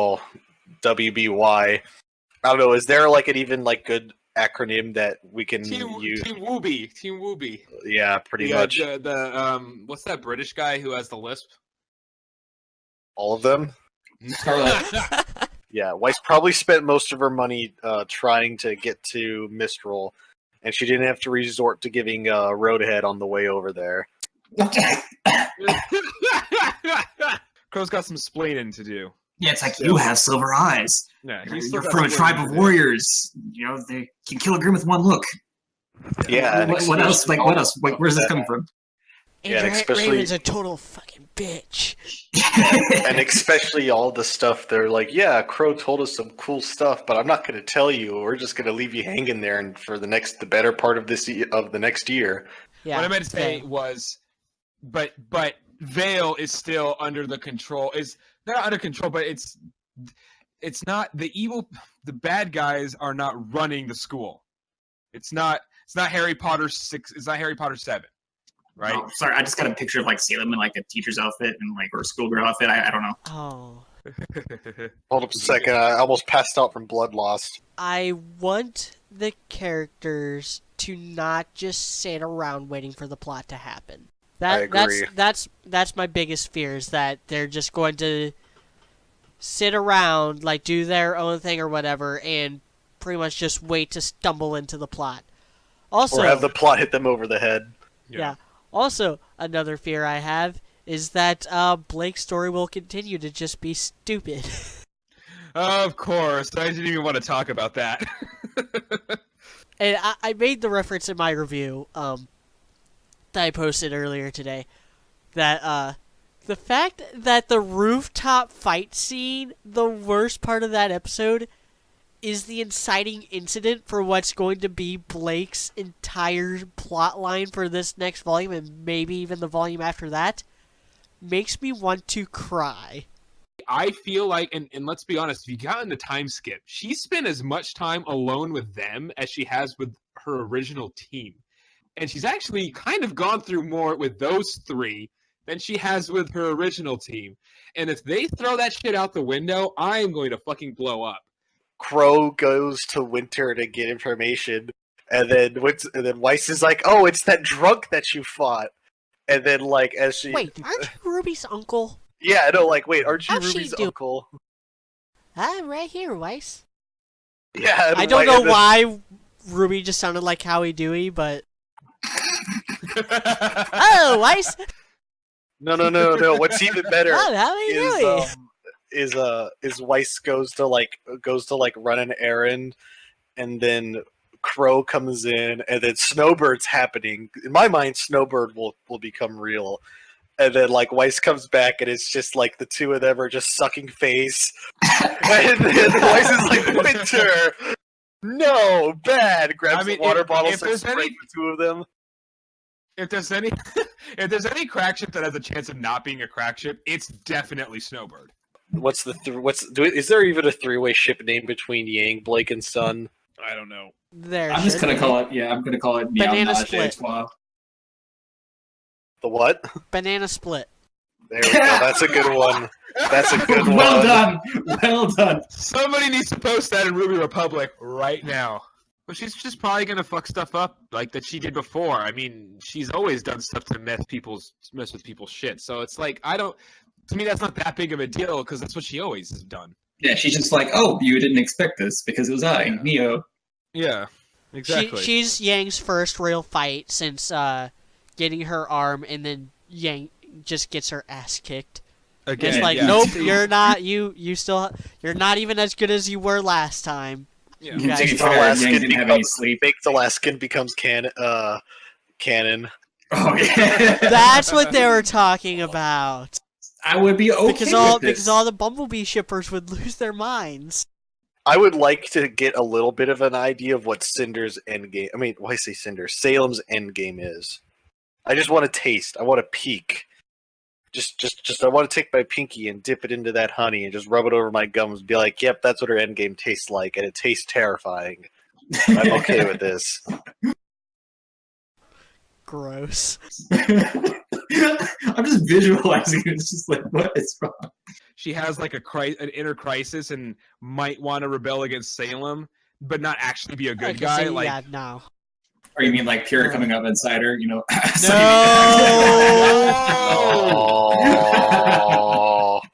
The only thing that's worse than that is that Pyrrha has a almost identical clone sister. You can say he punched his John goes. Hazel gets punched by John, and just his back explodes out in a flurry of tickets, like Sonic does whenever he gets hit.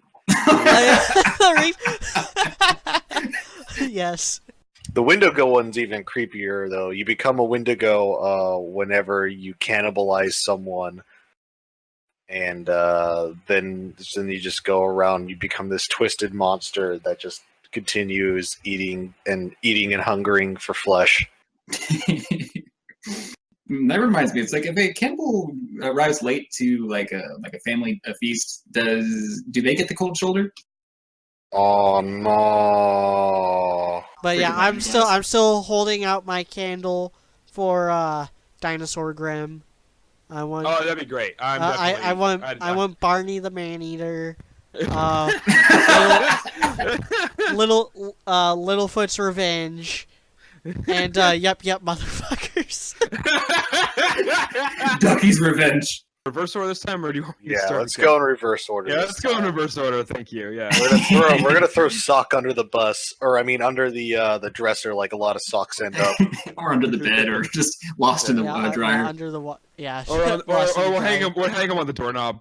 Oh god. Oh no. Actually, no. Red and Nora are gonna hang him on the doorknob. I'm okay with this. I'll be the guard. Yeah, that's okay. You'll be there, guard. Just make sure to use protection, or don't. Or don't. It's like I'm torn on this issue. Yeah, I'm fine with him not. Let's be honest. It's like, yeah, I don't want a sock block. Yeah. Did you end the podcast? No. I was gonna do. I was gonna do the plug. I was gonna do my plugs because I am Mediocrity 4, and that was a segue. I do reviews here on YouTube, and now that the volume's over, I can do what I really wanted to do, which was musical theater. Just kidding.